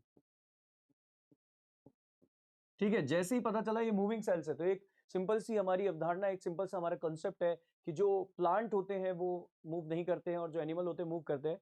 तो इन्होंने क्या कहा, एक तो ये बहुत ज्यादा छोटी थी, ऊपर से मूव कर रही थी, तो इन्होंने कहा छोटे छोटे एनिमल्स हैं जो जो कि मूव कर रहे हैं, तो इन्होंने इसका नाम दिया एनिमल क्यूल्स। इन्होंने नाम दे दिया एनिमल क्यूल्स। तो बेसिकली इन्होंने जो देखी थी जो सेल, वो किसकी सेल देखी थी, इन्होंने animal cell, animal cell. Most probably उस वक्त के माइक्रोस्कोप जिस तरीके से डेवलप थे, ज्यादातर कहा जाता है ये प्रोटिस्टेंस हो सकते हैं, यानी उन्होंने जो देखे थे वो प्रोटिस्टेंस हो सकते हैं, और पॉसिबिलिटीज हैं कि कुछ बैक्टीरिया को देख लिया हो, बट ज्यादातर चांसेस है प्रोटिस्टेंस हो सकते हैं।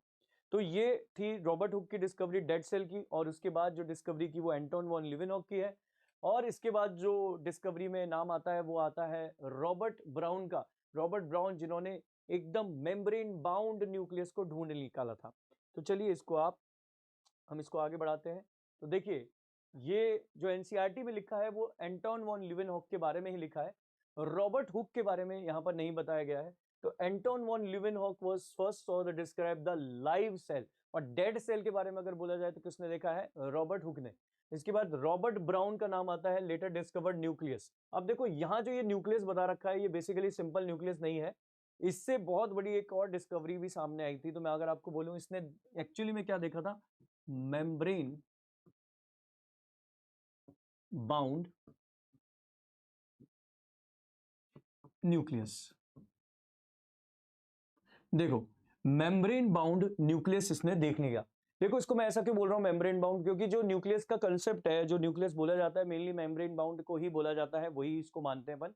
अब इसकी खोज के बाद, इस डिस्कवरी के बाद, रॉबर्ट ब्राउन के न्यूक्लियस ढूंढ लेने के बाद कौन सी और ऑब्जर्वेशन सामने आई?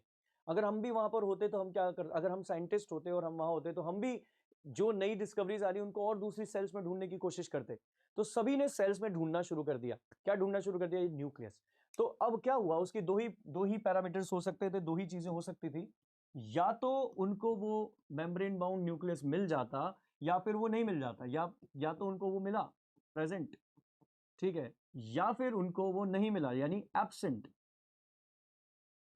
ठीक है। तो इस बेसिस पे एक नई डिस्कवरी सामने आई कि मेम्ब्रेन बाउंड न्यूक्लियस अगर पाया जा रहा है तो उनको भी हमको एक अलग ऑर्गेनिज्म में कैटेगराइज करना चाहिए, और जिनमें नहीं पाया जा रहा है उनको अलग कैटेगराइज करना चाहिए। तो यहां पर हम देखते हैं ये जो जिसमें प्रेजेंट है इन्हें कहा गया आगे चल करके यू कैरियोट्स, ठीक है, और ये जो है जिनमें एब्सेंट पाया गया उसको कहा गया प्रो कैरियोट्स, ठीक है। अब देखो इसका मतलब क्या होता है, अगर हम टर्मिनोलॉजी पे जाएं तो यहां पे टर्मिनोलॉजी का मतलब यहां समझना चाहें तो यहां यू का मतलब होता है बेटा ट्रू, ठीक है, और कैरियोट्स का यहां पे मतलब होता है न्यूक्लियस। आप समझ ही गए हैं इसका क्या मतलब हो जाएगा, यानी जिनमें प्रेजेंट था ये वाला मेम्ब्रेन बाउंड उसको कहा गया ट्रू न्यूक्लियस, ठीक है, क्योंकि इसमें प्रेजेंट है, मेम्ब्रेन बाउंड है। जिसमें प्रेजेंट नहीं था, जिसमें एब्सेंट था, इसको कहा गया प्रोकैरियोट। अब प्रोकैरियोट का मतलब हो गया, प्रो का मतलब हो गया प्रिमिटिव, और कैरियोट्स का मतलब हो गया वही न्यूक्लियस। इनमें क्योंकि मेम्ब्रेन नहीं पाई जाती इसलिए इसको प्रिमिटिव न्यूक्लियस का नाम दे दिया गया, प्रिमिटिव न्यूक्लियस कह दिया गया।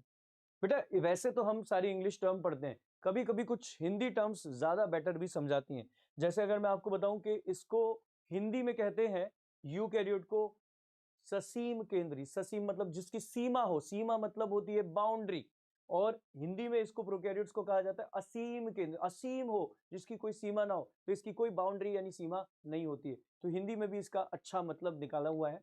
तो ये हो गई रॉबर्ट ब्राउन की डिस्कवरी के बाद की बात।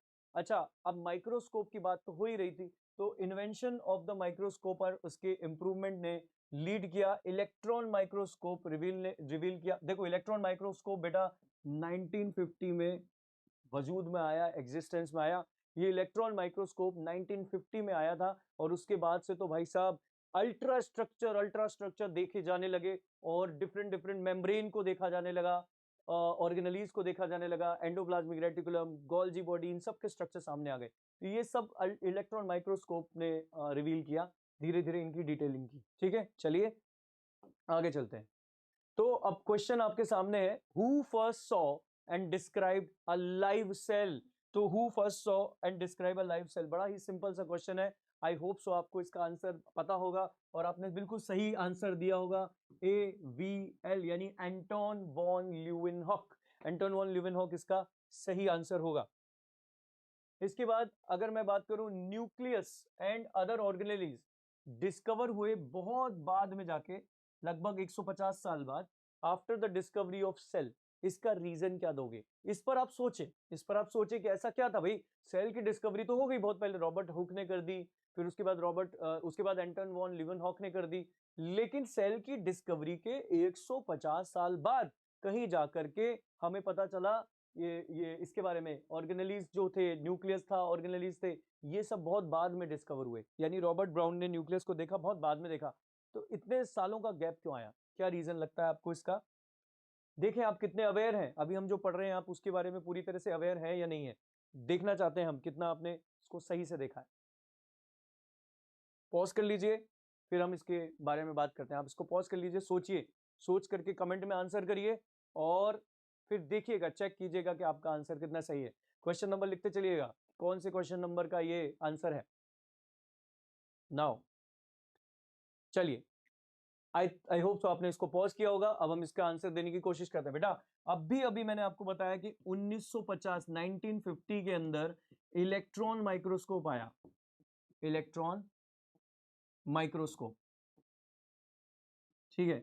जब ये इलेक्ट्रॉन माइक्रोस्कोप 1950 के बाद आया, तो उसी के बाद सारे स्ट्रक्चर ढंग से रिवील होने शुरू हुए, हमको ज्यादा गहराई से चीजों के बारे में पता चलने लगा, और उसी के बाद यानी इस डिस्कवरी के बाद ही हम ज्यादा ऑर्गेनेलीज के बारे में, न्यूक्लियस के बारे में बता पाए। ठीक है, तो अगर यही सोचा था, वेरी गुड। चलिए अब बात करते हैं बेटा, एक लाइन है 8.2 सेल थ्योरी। अब हम सेल थ्योरी पे आ जाते हैं। सेल थ्योरी का पूरा डेवलपमेंट हम देखने वाले हैं। आई होप सो यहां तक आप बहुत बढ़िया से समझ रहे हो, जान रहे हो, और मेरे साथ साथ याद भी करते चल रहे हो। ठीक है, हमें कुछ भी रटने की जरूरत नहीं है।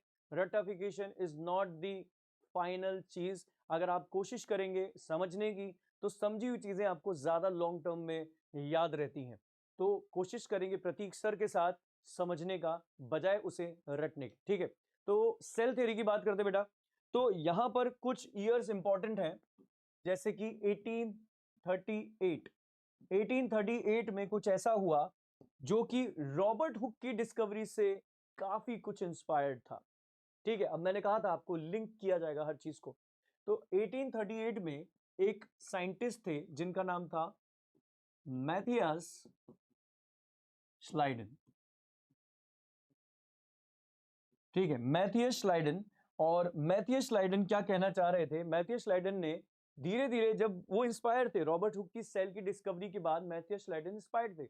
उन्होंने लगभग सभी तरह के प्लांट्स में, उन्होंने, भाई रॉबर्ट हुक ने देखा था प्लांट सेल को, तो उन्होंने सभी तरह के प्लांट्स में ढूंढना शुरू कर दिया, क्या मुझे उसी तरह के हनीकॉम लाइक स्ट्रक्चर दिखने हैं, क्या मुझे उसी तरह की सेल स्ट्रक्चर दिखाई दे रही है। तो जैसे ही उन्होंने ढूंढना शुरू किया तो मैथियस श्लाइडन इस निष्कर्ष पे, इस कंक्लूजन पे पहुंचे कि all plants and plant like organisms are composed of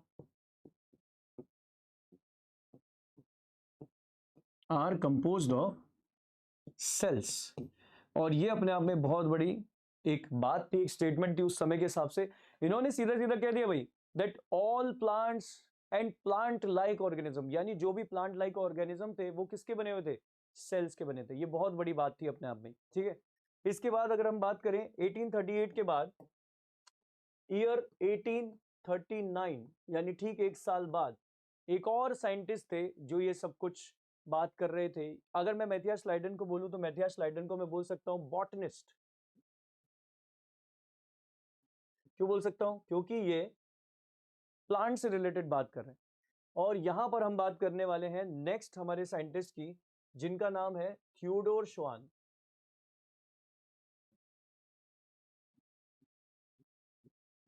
Theodore श्वान। तो थियोडोर श्वान, इनको मैं कह सकता हूं क्योंकि इन्होंने एनिमल सेल्स के बारे में बताया, इनको जूलॉजिस्ट कहा जा सकता है।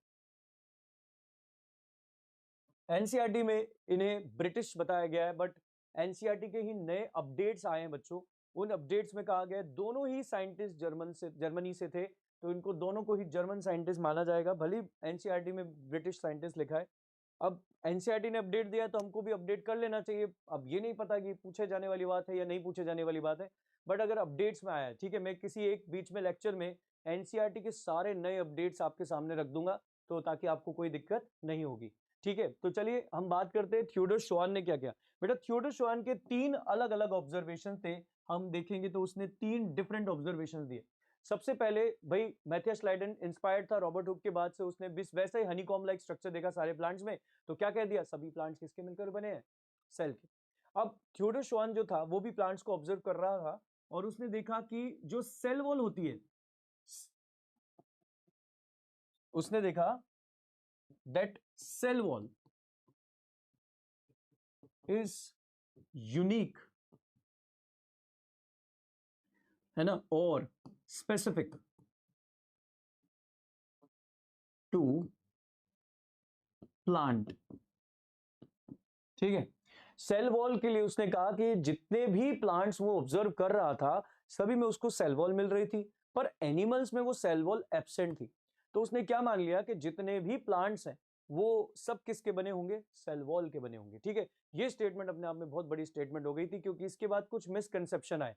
सबने सोचा कि अगर सेल वॉल पाई जाएगी तो इसका मतलब वो प्लांट है, जबकि ऐसा नहीं है। कुछ प्लांट के अलावा भी ऑर्गेनिजम्स होते हैं, फंगस होती है, बैक्टीरिया होते हैं, जिनमें सेल वॉल पाई जाती है। लेकिन अब ये स्टेटमेंट आ चुका था, तो ये पहला जो ऑब्जर्वेशन था इनका वो ये था कि सेल वॉल इज यूनिक और स्पेसिफिक टू प्लांट। दूसरा ऑब्जर्वेशन, ये फर्स्ट हो गया, दूसरा ऑब्जर्वेशन जो इन्होंने दिया वो क्या था? That animal cells have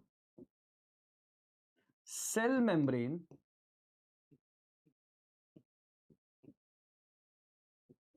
as delimiting structure, delimiting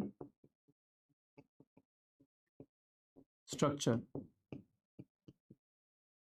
ठीक है। Animal cells have cell membrane as delimiting. Delimiting का मतलब होता है सबसे आखिरी, सबसे लास्ट। मतलब एनिमल सेल में सबसे लास्ट क्या पाई जा रही है? सेल मेम्ब्रेन पाई जा रही है, इसके आगे कुछ भी नहीं होता, मतलब कोई सेल वॉल नहीं पाई जाती। एक तीसरा ऑब्जर्वेशन और था श्वान का, जिसमें ये कह रहे थे कि जितने भी इन्होंने प्लांट और एनिमल देखे, भले ही किसी में वॉल देखी, किसी में वॉल नहीं देखी, पर सभी में इन्होंने सेल देखी। तो इन्होंने भाई मैथियास स्लाइडर ने क्या कह दिया था कि सारे प्लांट जो है वो सेल से मिलकर के बने। श्वान ने क्या देखा? भाई एनिमल भी उससे मिलकर के बने। तो इन्होंने दोनों बातों को जोड़ा और क्या कह दिया? All plants and animals are composed of cells and, अब यहां पे एक अलग बात भी कही, इस पर गौर करेंगे, प्रोडक्ट्स ऑफ सेल्स, ठीक है। तो यहां पर आपको ध्यान किस बात पे देना है? Product of cell. ये प्रोडक्ट ऑफ सेल इन्होंने नई चीज कह दी। एक तरीके से देखा जाए तो चार ऑब्जर्वेशन हो गई। पहली ऑब्जर्वेशन सेल वॉल यूनिक है, दूसरी ऑब्जर्वेशन भाई एनिमल में ऐसा नहीं होता है, मेम्ब्रेन वहां पर लास्ट है, तीसरी ऑब्जर्वेशन प्लांट और एनिमल दोनों सेल से मिलकर बने, और चौथी ये कि सेल ही नहीं बल्कि उनके प्रोडक्ट से मिलकर बने। Now what is product? NCERT यहां पे क्या कह रही है? प्रोडक्ट। प्रोडक्ट का मतलब सेल से मिलकर क्या बनता है बेटा? टिश्यू। टिश्यू से मिलकर क्या बनता है? Tissue system. टिश्यू सिस्टम से क्या बनता है? ऑर्गन। ऑर्गन से ऑर्गन सिस्टम, और हम बन जाते हैं ऑर्गेनिज्म। तो बेसिकली ना सिर्फ श्वान ने ये बताया कि सभी सेल से मिलकर बने, बल्कि उन्होंने इसके ऑर्गेनाइजेशन लेवल को भी समझा दिया, और उन्होंने ये भी बता दिया कि सभी उनके प्रोडक्ट ऑफ सेल से मिलकर के भी बने हैं, ठीक है। तो एक बहुत ही इंपॉर्टेंट डिस्कवरी थी, और इसी के बेसिस पे सेल थ्योरी के बारे में हम जानते हैं कि सेल थ्योरी हमारे सामने आई। तो 1838 में Matthias Schleiden was the German botanist, जिन्होंने एग्जामिन किया था लार्ज नंबर ऑफ प्लांट्स को, ऑब्जर्व किया सारे प्लांट किससे मिलकर के बने? डिफरेंट काइंड ऑफ सेल से, जो कि यही एनसीईआरटी की लाइन हमको बताना चाह रही है, जो अभी अभी हमने सीखा। इसी के साथ साथ थियोडर श्वान, अब देखो ये मैथियास स्लाइडन पे क्वेश्चन है, थियोडर श्वान भी हम पढ़ चुके हैं। What did Matthias Schleiden observe in plant 1838? तो देखा था, क्या देखा था इन्होंने? देखा था सेल्स को, और क्या देखा था? सेल्स कैसी थी? डेड थी, ठीक है। और क्विरकस प्लांट की सेल्स थी, और बेसिकली जो ये ऑब्जर्व कर रहे थे वो सेल वॉल थी। तो इन 1838 में मैथियास स्लाइडन ने सभी प्लांट के अंदर सेल्स को देखा, ठीक है। इसके बाद 8.2 की जो दूसरी लाइन, यहां पर हमने बात की थियोडोर श्वान के बारे में, ठीक है। थियोडोर श्वान की तीनों ऑब्जर्वेशन अभी अभी मैंने आपके सामने रखी। कौन कौन सी वो तीन ऑब्जर्वेशन थी? पहली observation, cell wall is unique या स्पेसिफिक टू प्लांट्स। फिर दूसरी क्या थी? Cell membrane is outer most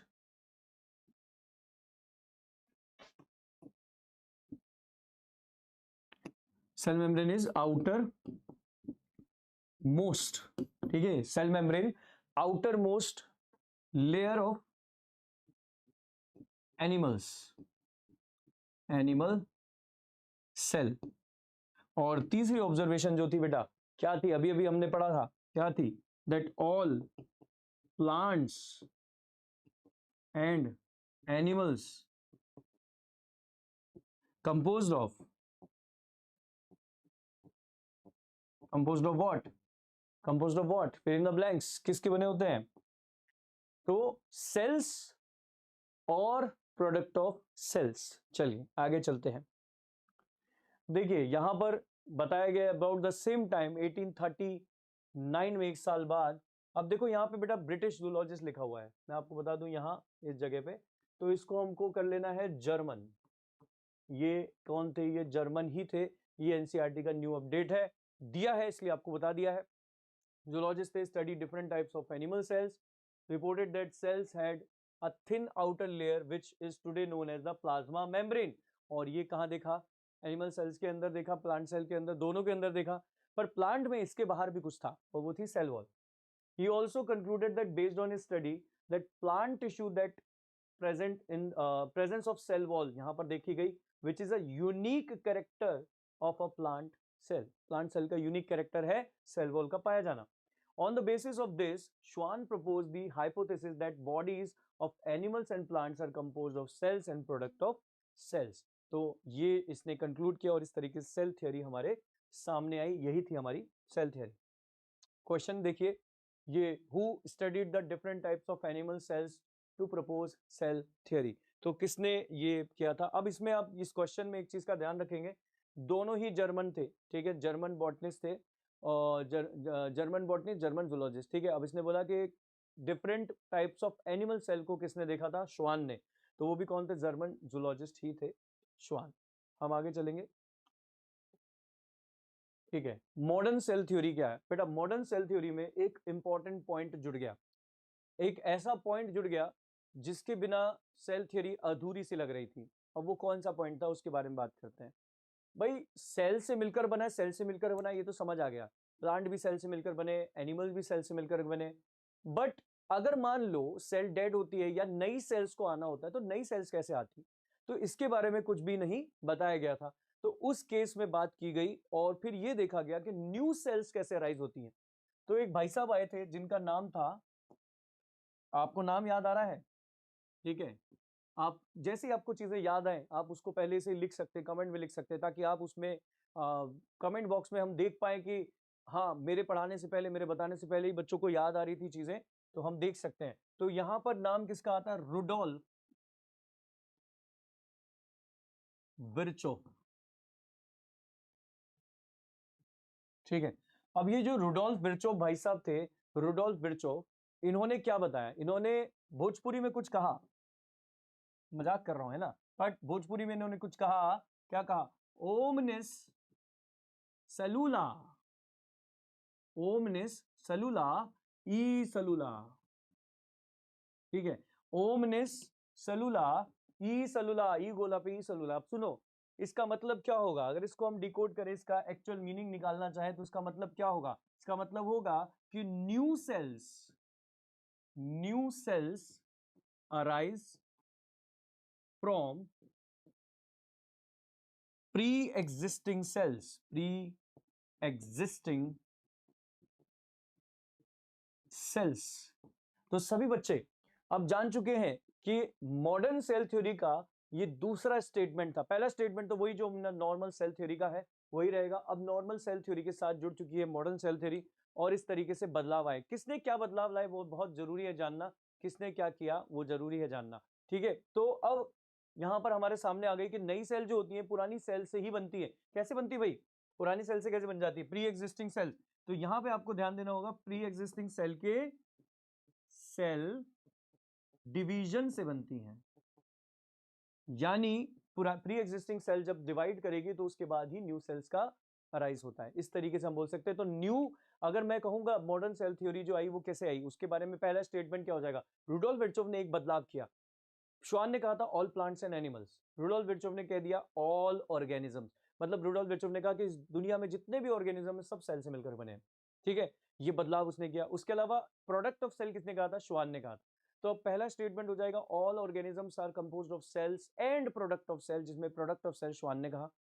दूसरा स्टेटमेंट हो जाएगा new cells arise from pre existing cell, जो रुडोल्फ विर्चोव ने कहा, ठीक है। चलिए, तो Schleiden and Schwann together formulated the cell theory, और इस थ्योरी को एक्सप्लेन नहीं कर पाया था कि नई सेल्स कैसे बनती है। फिर कौन बात में आए? रुडोल्फ विर्चोव। 1855 में उन्होंने बताया कि सेल डिवाइड करती है और नई सेल्स का फॉर्मेशन करती है। तो यही बात अभी अभी हमने सीखी, ये एनसीईआरटी की लाइन से बेटा आपकी। Cells form pre existing cell, तो इसको क्या कहा था भोजपुरी में? ओमनिस सेलुला ई सेलुला। He modified the hypothesis of Schleiden and Schwann to give the cell theory a final shape. तो एक फाइनल शेप मिला। सेल थ्योरी आज के युग में, आज के टाइम पे कैसे जानी जाती है? All organisms are composed of cells and product of cells. And दूसरा स्टेटमेंट होगा all cells arise from pre existing cells, ठीक है। ये हो गई हमारी मॉडर्न सेल थ्योरी। पर बच्चों, क्या इस मॉडर्न सेल थ्योरी का भी कोई एक्सेप्शन है? क्या इस मॉडर्न सेल थ्योरी में भी कोई एक्सेप्शन है? बिल्कुल, हम इस पर बात कर सकते हैं। देखिए, पहला statement all organisms are composed of cells and product of cells, इसके अगर मैं एक्सेप्शन की बात करूं सो इसका एक्सेप्शन क्या हमारे सामने आ जाते हैं, अभी हमने देखा, और एक एक्सेप्शन हम यहां देखेंगे, एक्सेप्शन। ठीक है, तो पहले इसके एक्सेप्शंस के बारे में बात कर लेते हैं। ठीक है, मॉडर्न सेल थ्योरी का जो एक्सेप्शन है वो क्या है, पहली line, all living organisms are composed of cells and product of cell. तो भाई साहब ये वायरस कहां जाएंगे, ये वायरियंस कहां जाएंगे, अभी हमने शुरुआत में पढ़ा था, याद होगा आपको, और प्रायंस कहां जाएंगे। तो वायरस, वायरियंस, प्रायंस, ये सभी बिना किसी सेल के बने हुए हैं, यानी सारे ऑर्गेनिज्म सेल से मिलकर के नहीं बने हैं। पर यहां पर हम एक चीज देखेंगे, सही मायने में ये इतना बड़ा एक्सेप्शन भी नहीं है, क्योंकि यहां देखो लाइन में क्या लिखा है, लिविंग ऑर्गेनिज्म। तो भाई हम इनको, वायरस को वैसे भी लिविंग मानते ही नहीं, वायरस, प्रायंस और इनको हम लिविंग मानते ही नहीं है। तो देखा जाए तो बहुत सीधे रूप में नहीं है, लेकिन हाँ फिर भी सेल नहीं पाए जाने के कारण इनको एक्सेप्शन में देखा जाता है। दूसरे एक्सेप्शन यहां देखते हैं, all cells arise from pre existing cells. ये रुडोल्फ विर्चोव ने कहा था। क्या सारी सेल वाकई में प्री एग्जिस्टिंग सेल से बनती है, या इसका भी कोई एक्सेप्शन हो सकता है। तो यहां पर हम बात करेंगे रेड ब्लड सेल्स। बेटा अगर मैं बात करता हूं RBC, red blood cells 120 days तक जीती है और 120 डेज के बाद डेड हो जाती है। डेड हो जाने के बाद मतलब जो नई आरबीसी है वो आरबीसी से नहीं बनती है, बल्कि बोन मैरो में बनती है, रेड बोन मैरो में ये बनती है, यानी रेड ब्लड सेल्स इसका एक्सेप्शन हो गया। इसी तरीके से सीव सेल्स, सीव सेल्स, ठीक है, वो भी डिवाइड होकर के नई सेल्स नहीं बनाती है। तो ये एक्सेप्शंस हो गए। तो ये मॉडर्न सेल थ्योरी के एक्सेप्शंस हैं, जिनको आप बिल्कुल नोट डाउन कर सकते हैं। अच्छा, मैं आपको ये भी बता दूं, जो लोग यहाँ पर पढ़ रहे हैं, सब कुछ यहाँ तक पहुंच गए हैं, ये पीडीएफ के फॉर्म में आपको ये सारे नोट्स मिल जाएंगे, जिसको आप अच्छे से मतलब देख सकते हैं, जो भी आपकी चीजें हैं कर सकते हैं। चलिए क्वेश्चन पे आते हैं फटाफट से। ओमनिस सेलुला ई सेलुला का मतलब क्या होता है, अभी अभी हमने जस्ट देखा है, फटाफट आपके आंसर आने चाहिए। दैट इसका ओमनिस सेलुला का मतलब क्या होगा, इसका मतलब होगा cells divide to form new cells, यानी जो नई सेल्स बनती हैं वो किसकी मदद से बनती हैं, ठीक है, cells divide to form new cells. अब इसमें ये फोर्थ वाला ऑप्शन क्यों सही नहीं होगा, all cells divide to form new cell, क्योंकि अभी अभी बेटा हमने क्या देखा, हमने देखा एक्सेप्शन, सारी सेल्स डिवाइड नहीं करती हैं, इसीलिए जो अपना ऑप्शन होगा all cells divide to form new cells गलत हो जाएगा, cells divide to form new cells ज्यादा बेटर रहेगा। ठीक है, बाकी ओमनिस सेलुला इस सेलुला का मतलब ये बताया जा रहा है। ठीक है, हम आगे चलते हैं। ओके, नेक्स्ट आपका क्वेश्चन आ गया, द कॉन्सेप्ट ऑफ ओमनिस सेलुलाई सेलुला regarding cell division was first proposed by, बाप रे बाप कितना मुश्किल क्वेश्चन है ये तो ठीक है, तो आपको सभी को पता है ये किसने प्रपोज किया था, रुडोल्फ विर्चोव। ये 2019 में पूछा गया क्वेश्चन है, तो देखिए कितना सिंपल क्वेश्चन पूछा गया है। आगे चलते हैं।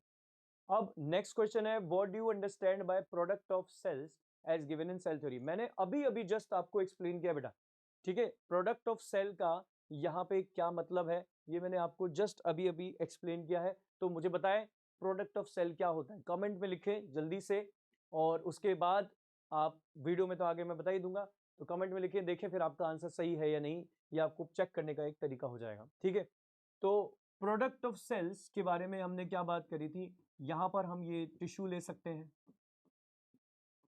ठीक है, टिश्यू से आगे ऑर्गेनाइजेशन में जाएंगे तो हमको क्या मिल जाएंगे, टिश्यू सिस्टम। ठीक है, ठीक है, टिश्यू सिस्टम से हमको ऑर्गन्स, ऑर्गन सिस्टम्स,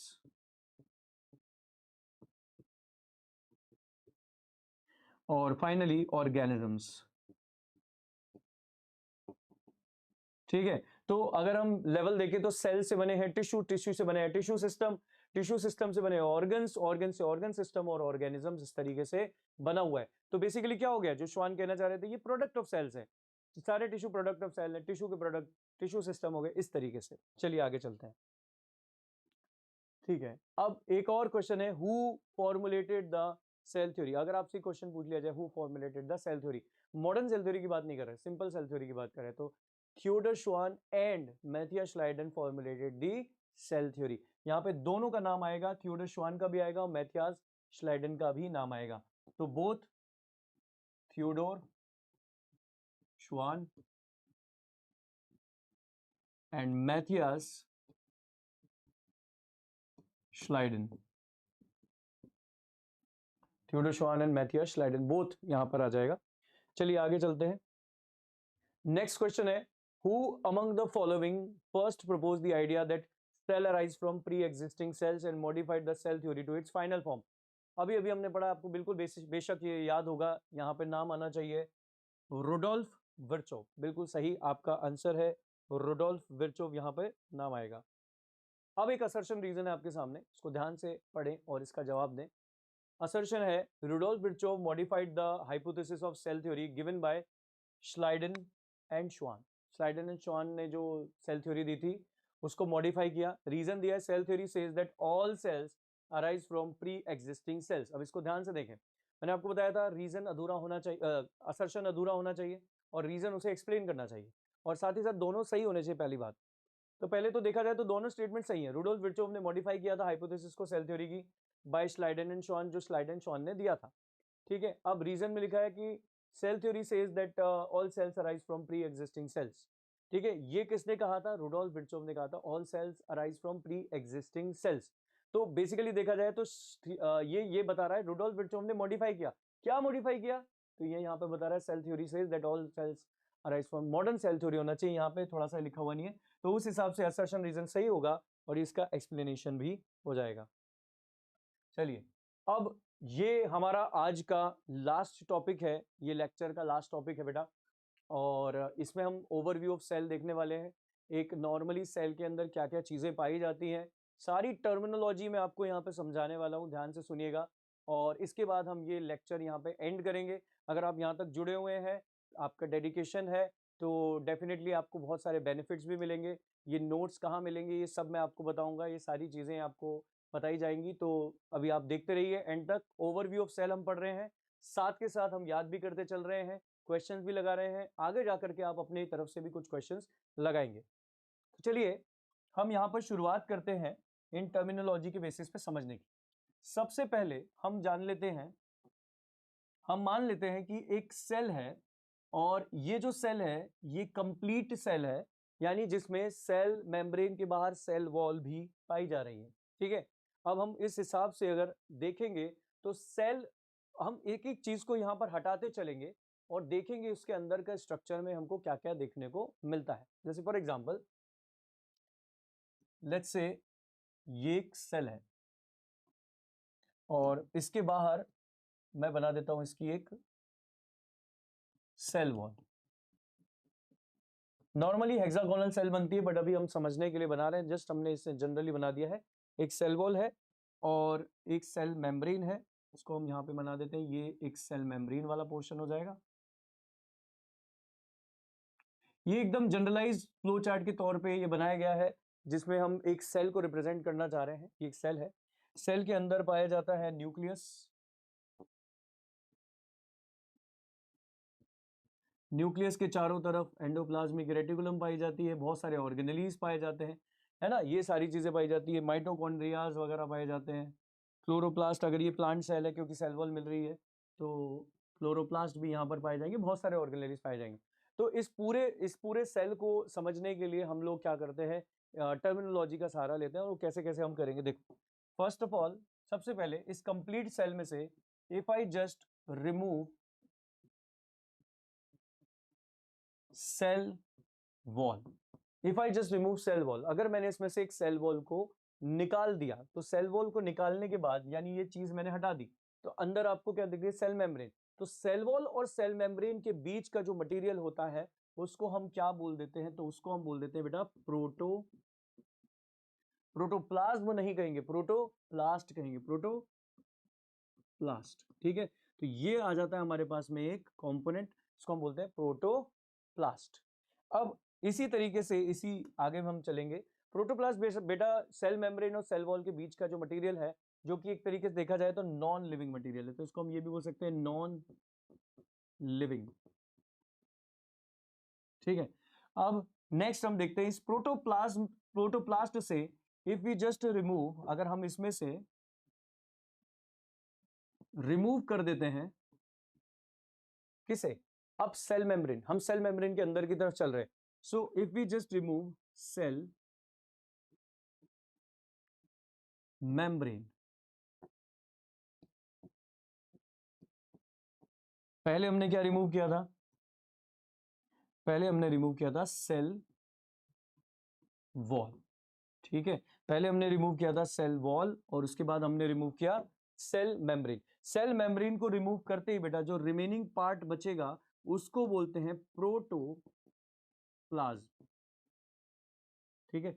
जो रिमेनिंग पार्ट बचेगा उसको क्या कह देंगे अपन? Protoplasm. That is the living part. ये सेल मेम्ब्रेन का पूरा पोर्शन है, यानी सेल मेम्ब्रेन के अंदर न्यूक्लियस दिख रहा है, ऑर्गेनेलीज दिख रहे हैं, ये सारी चीजें प्रोटोप्लाज्म में आती हैं। ध्यान रखेंगे इस शब्द को, इस टर्म को। Protoplast is a different thing जो कि सेल वॉल और सेल मेम्ब्रेन के बीच, और protoplasm is a different thing जो सेल मेम्ब्रेन के अंदर की तरफ पाया जाता है, जिसमें न्यूक्लियस भी होगा, जिसमें ऑर्गेनेलीज भी होंगे, साइटोप्लाज्म भी होगा, सारी चीजें होंगी इसके अंदर। चलिए अब इसमें से क्या करते हैं हम भाई? इसमें से न्यूक्लियस को अलग कर देते हैं, एक तरफ कर देते हैं न्यूक्लियस, तो हमारे पास दूसरी तरफ जो बचेगा वो क्या बचेगा भाई? न्यूक्लियस हटा दिया, अब हमारे पास में जो बचने वाला पोर्शन है वो क्या हो जाएगा? एक तो हो गया ये न्यूक्लियस, दूसरा पोर्शन क्या हो जाएगा? तो साइटोप्लाज्म। Very good. अब देखो अगर आप इस चीज को समझ पा रहे हो तो आपको दिमाग में ये चीज बैठ गई होगी कि जो प्रोटोप्लाज्म है उसको जब हम नाम लेते हैं प्रोटोप्लाज्म, तो प्रोटोप्लाज्म का मतलब हो जाता है न्यूक्लियस के समेत साइटोप्लाज्म, यानी साइटोप्लाज्म और न्यूक्लियस साथ में। जब न्यूक्लियस को अलग करते हैं तो जो बचता है वो साइटोप्लाज्म वाला पोर्शन बचता है, न्यूक्लियस को बिल्कुल अलग कर दिया।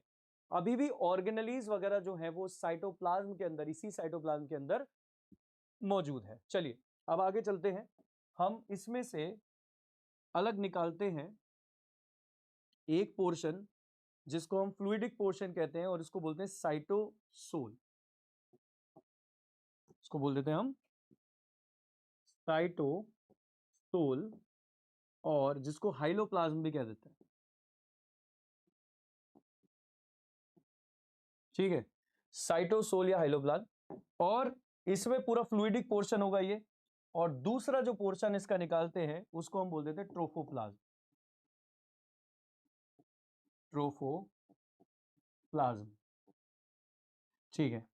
अब ये जो ट्रोफोप्लाज्म है अभी भी हम देखेंगे तो साइटोसोल के अंदर क्या होगा बेटा? सारा फ्लूइडिक पार्ट होगा, सारा जो भी लिक्विड पार्ट होगा वो सब कुछ होगा, जिसमें वाटर भी है, मिनरल्स भी हैं, आयंस भी हैं, ये सारी चीजें होंगी।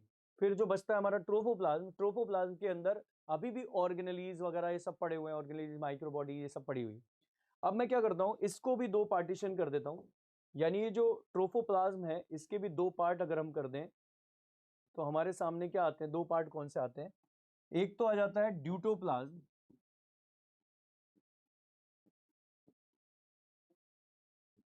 ठीक है, और दूसरा आ जाता है ऑर्गेनेलीज, ठीक है। अगर अपने को देखा जाए तो ऑर्गेनेलीज को और अलग कर दे हम ट्रोफोप्लाज्म में से, तो हमारे पास में ड्यूटोप्लाज्म एक बचेगा। इसमें कुछ बहुत ही छोटी छोटी माइक्रोबॉडीज होंगी जिनको हम एज अ ऑर्गेनली कंसीडर नहीं कर सकते, तो जिन्हें ऑर्गेनली कंसीडर नहीं कर सकते उन्हें हम ड्यूटोप्लाज्म में रख रहे हैं। और जो ऑर्गेनली हैं उनके बारे में हम अभी एक अलग क्लासिफिकेशन समझेंगे जिसको हम बोलते हैं ऑर्गेनली का क्लासिफिकेशन, वो इसके बाद। तो एक बार मैं यहां तक आपको ले आऊं, ये पूरी एक नॉर्मल सेल हमने बनाई थी। अगर हम इसके बारे में बात करते हैं तो अगर इस सेल में से हमने एक सेल वॉल को रिमूव किया, if you just remove the cell wall, तो हमारे पास में बचता है protoplast which is non living. फिर उसके बाद रिमूव किया इसमें से सेल मेम्ब्रेन, तो हमारे पास बचता है प्रोटोप्लाज्म। इसके हम दो पार्ट करते हैं, न्यूक्लियस और साइटोप्लाज्म। साइटोप्लाज्म के दो पार्ट है, साइटोसोल या हाइलोप्लाज्म कहा जाता है, और ट्रोफोप्लाज्म। ट्रोफोप्लाज्म जो होगा वो ड्यूटोप्लाज्म भी मतलब कहलाता है, ड्यूटोप्लाज्म और ऑर्गेनेलीज के तौर पे इसको देखा जाता है, ठीक है। चलिए ये हो गई हमारे सामने ये सारी डिस्क्रिप्शन। अब ऑर्गेनेलीज को हम देखेंगे कि ऑर्गेनेलीज को कैसे बांटा जाता है। देखिए ये क्वेश्चन भी आ गया आपके सामने, इसके पहले मैं आपको यहां बता दूं, इस क्वेश्चन को भी आप बताइएगा, साथ ही साथ ये बता दो कि अगर मैं ऑर्गेनेलीज को बांटना चाहूं तो ऑर्गेनेलीज को मैं दो पार्ट में बांट सकता हूं बेटा। एक तो नॉन मेम्ब्रेनस, नॉन मेम्ब्रेनस, ठीक है, ये पहला पार्ट हो गया अपना नॉन मेम्ब्रेनस। और दूसरे वाले हो गए मेम्ब्रेनस, ये दूसरा पार्ट हो गया। सबसे पहले बात कर लेते हैं नॉन मेम्ब्रेनस कौन से होते हैं। तो बेटा दो ऑर्गेनेलीज होते हैं, एक का नाम है राइबोसोम, ठीक है, और दूसरे का नाम है सेंट्रोसोम। ठीक है, सेंट्रोसोम केवल एनिमल सेल्स में पाया जाता है, राइबोसोम जो होता है वो प्रोकैरियोट में भी पाया जाता है, यूकैरियोट में भी पाया जाता है, प्लांट में भी पाया जाता है, एनिमल में भी पाया जाता है, सब में पाया जाता है। पर सेंट्रोसोम जो है वो केवल एनिमल सेल्स में पाया जाता है। अब मेम्ब्रेन बाउंड जो होंगे, मेम्ब्रेन बाउंड को भी हम दो कैटेगरीज में डिवाइड कर देंगे। वो दो कैटेगरीज कौन सी हो जाएंगी? एक single membrane,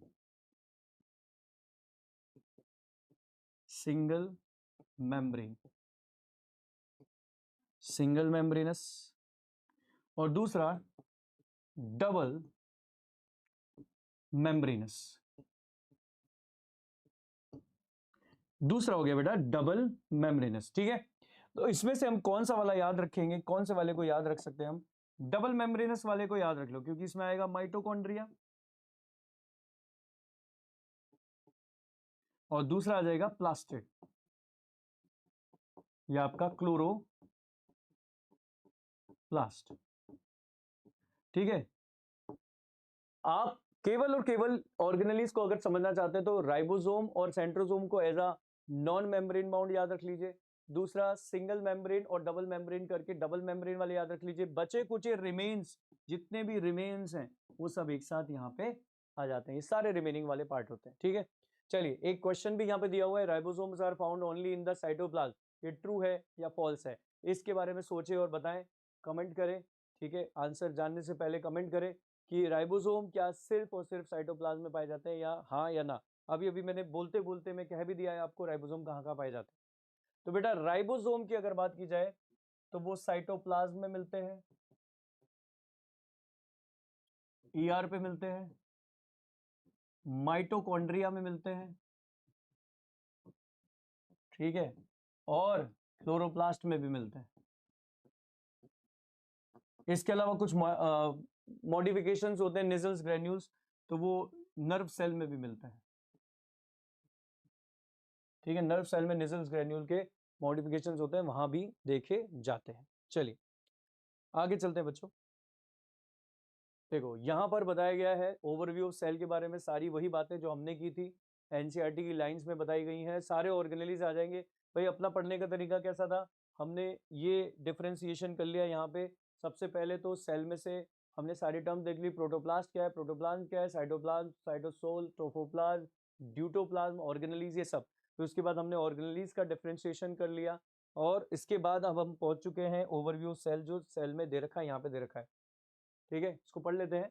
beside the nucleus, nucleus के अलावा eukaryotic cells have other membrane bound organelles distinct structure.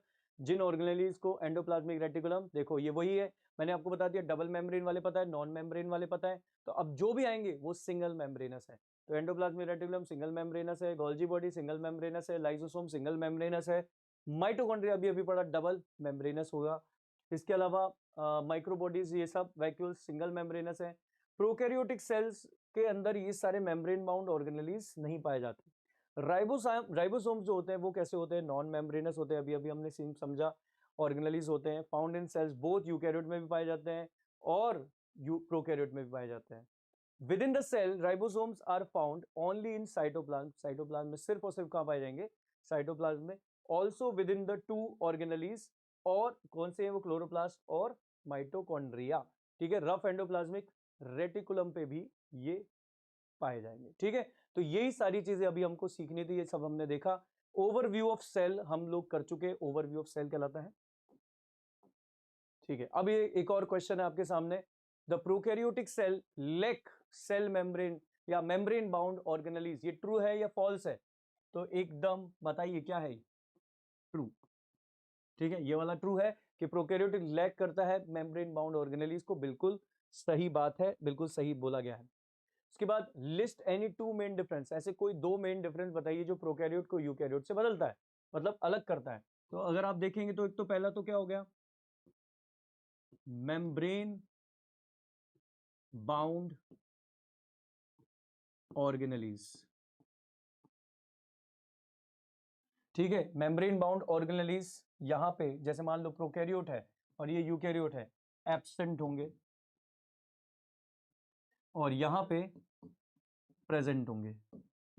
ठीक है, ये हो गया पहला।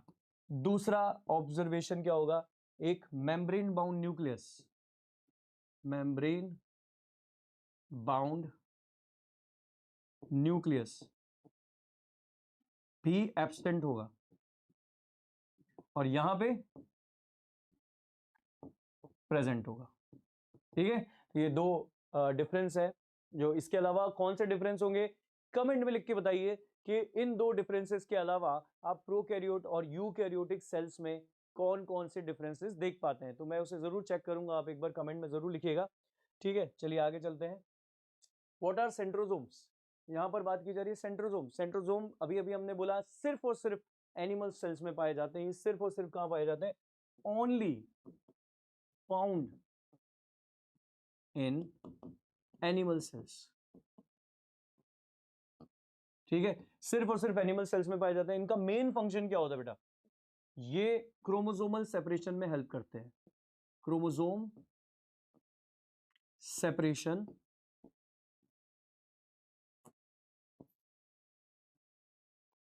ठीक है, क्रोमोसोम सेपरेशन करने में मदद करते हैं। चलिए आगे चलते हैं।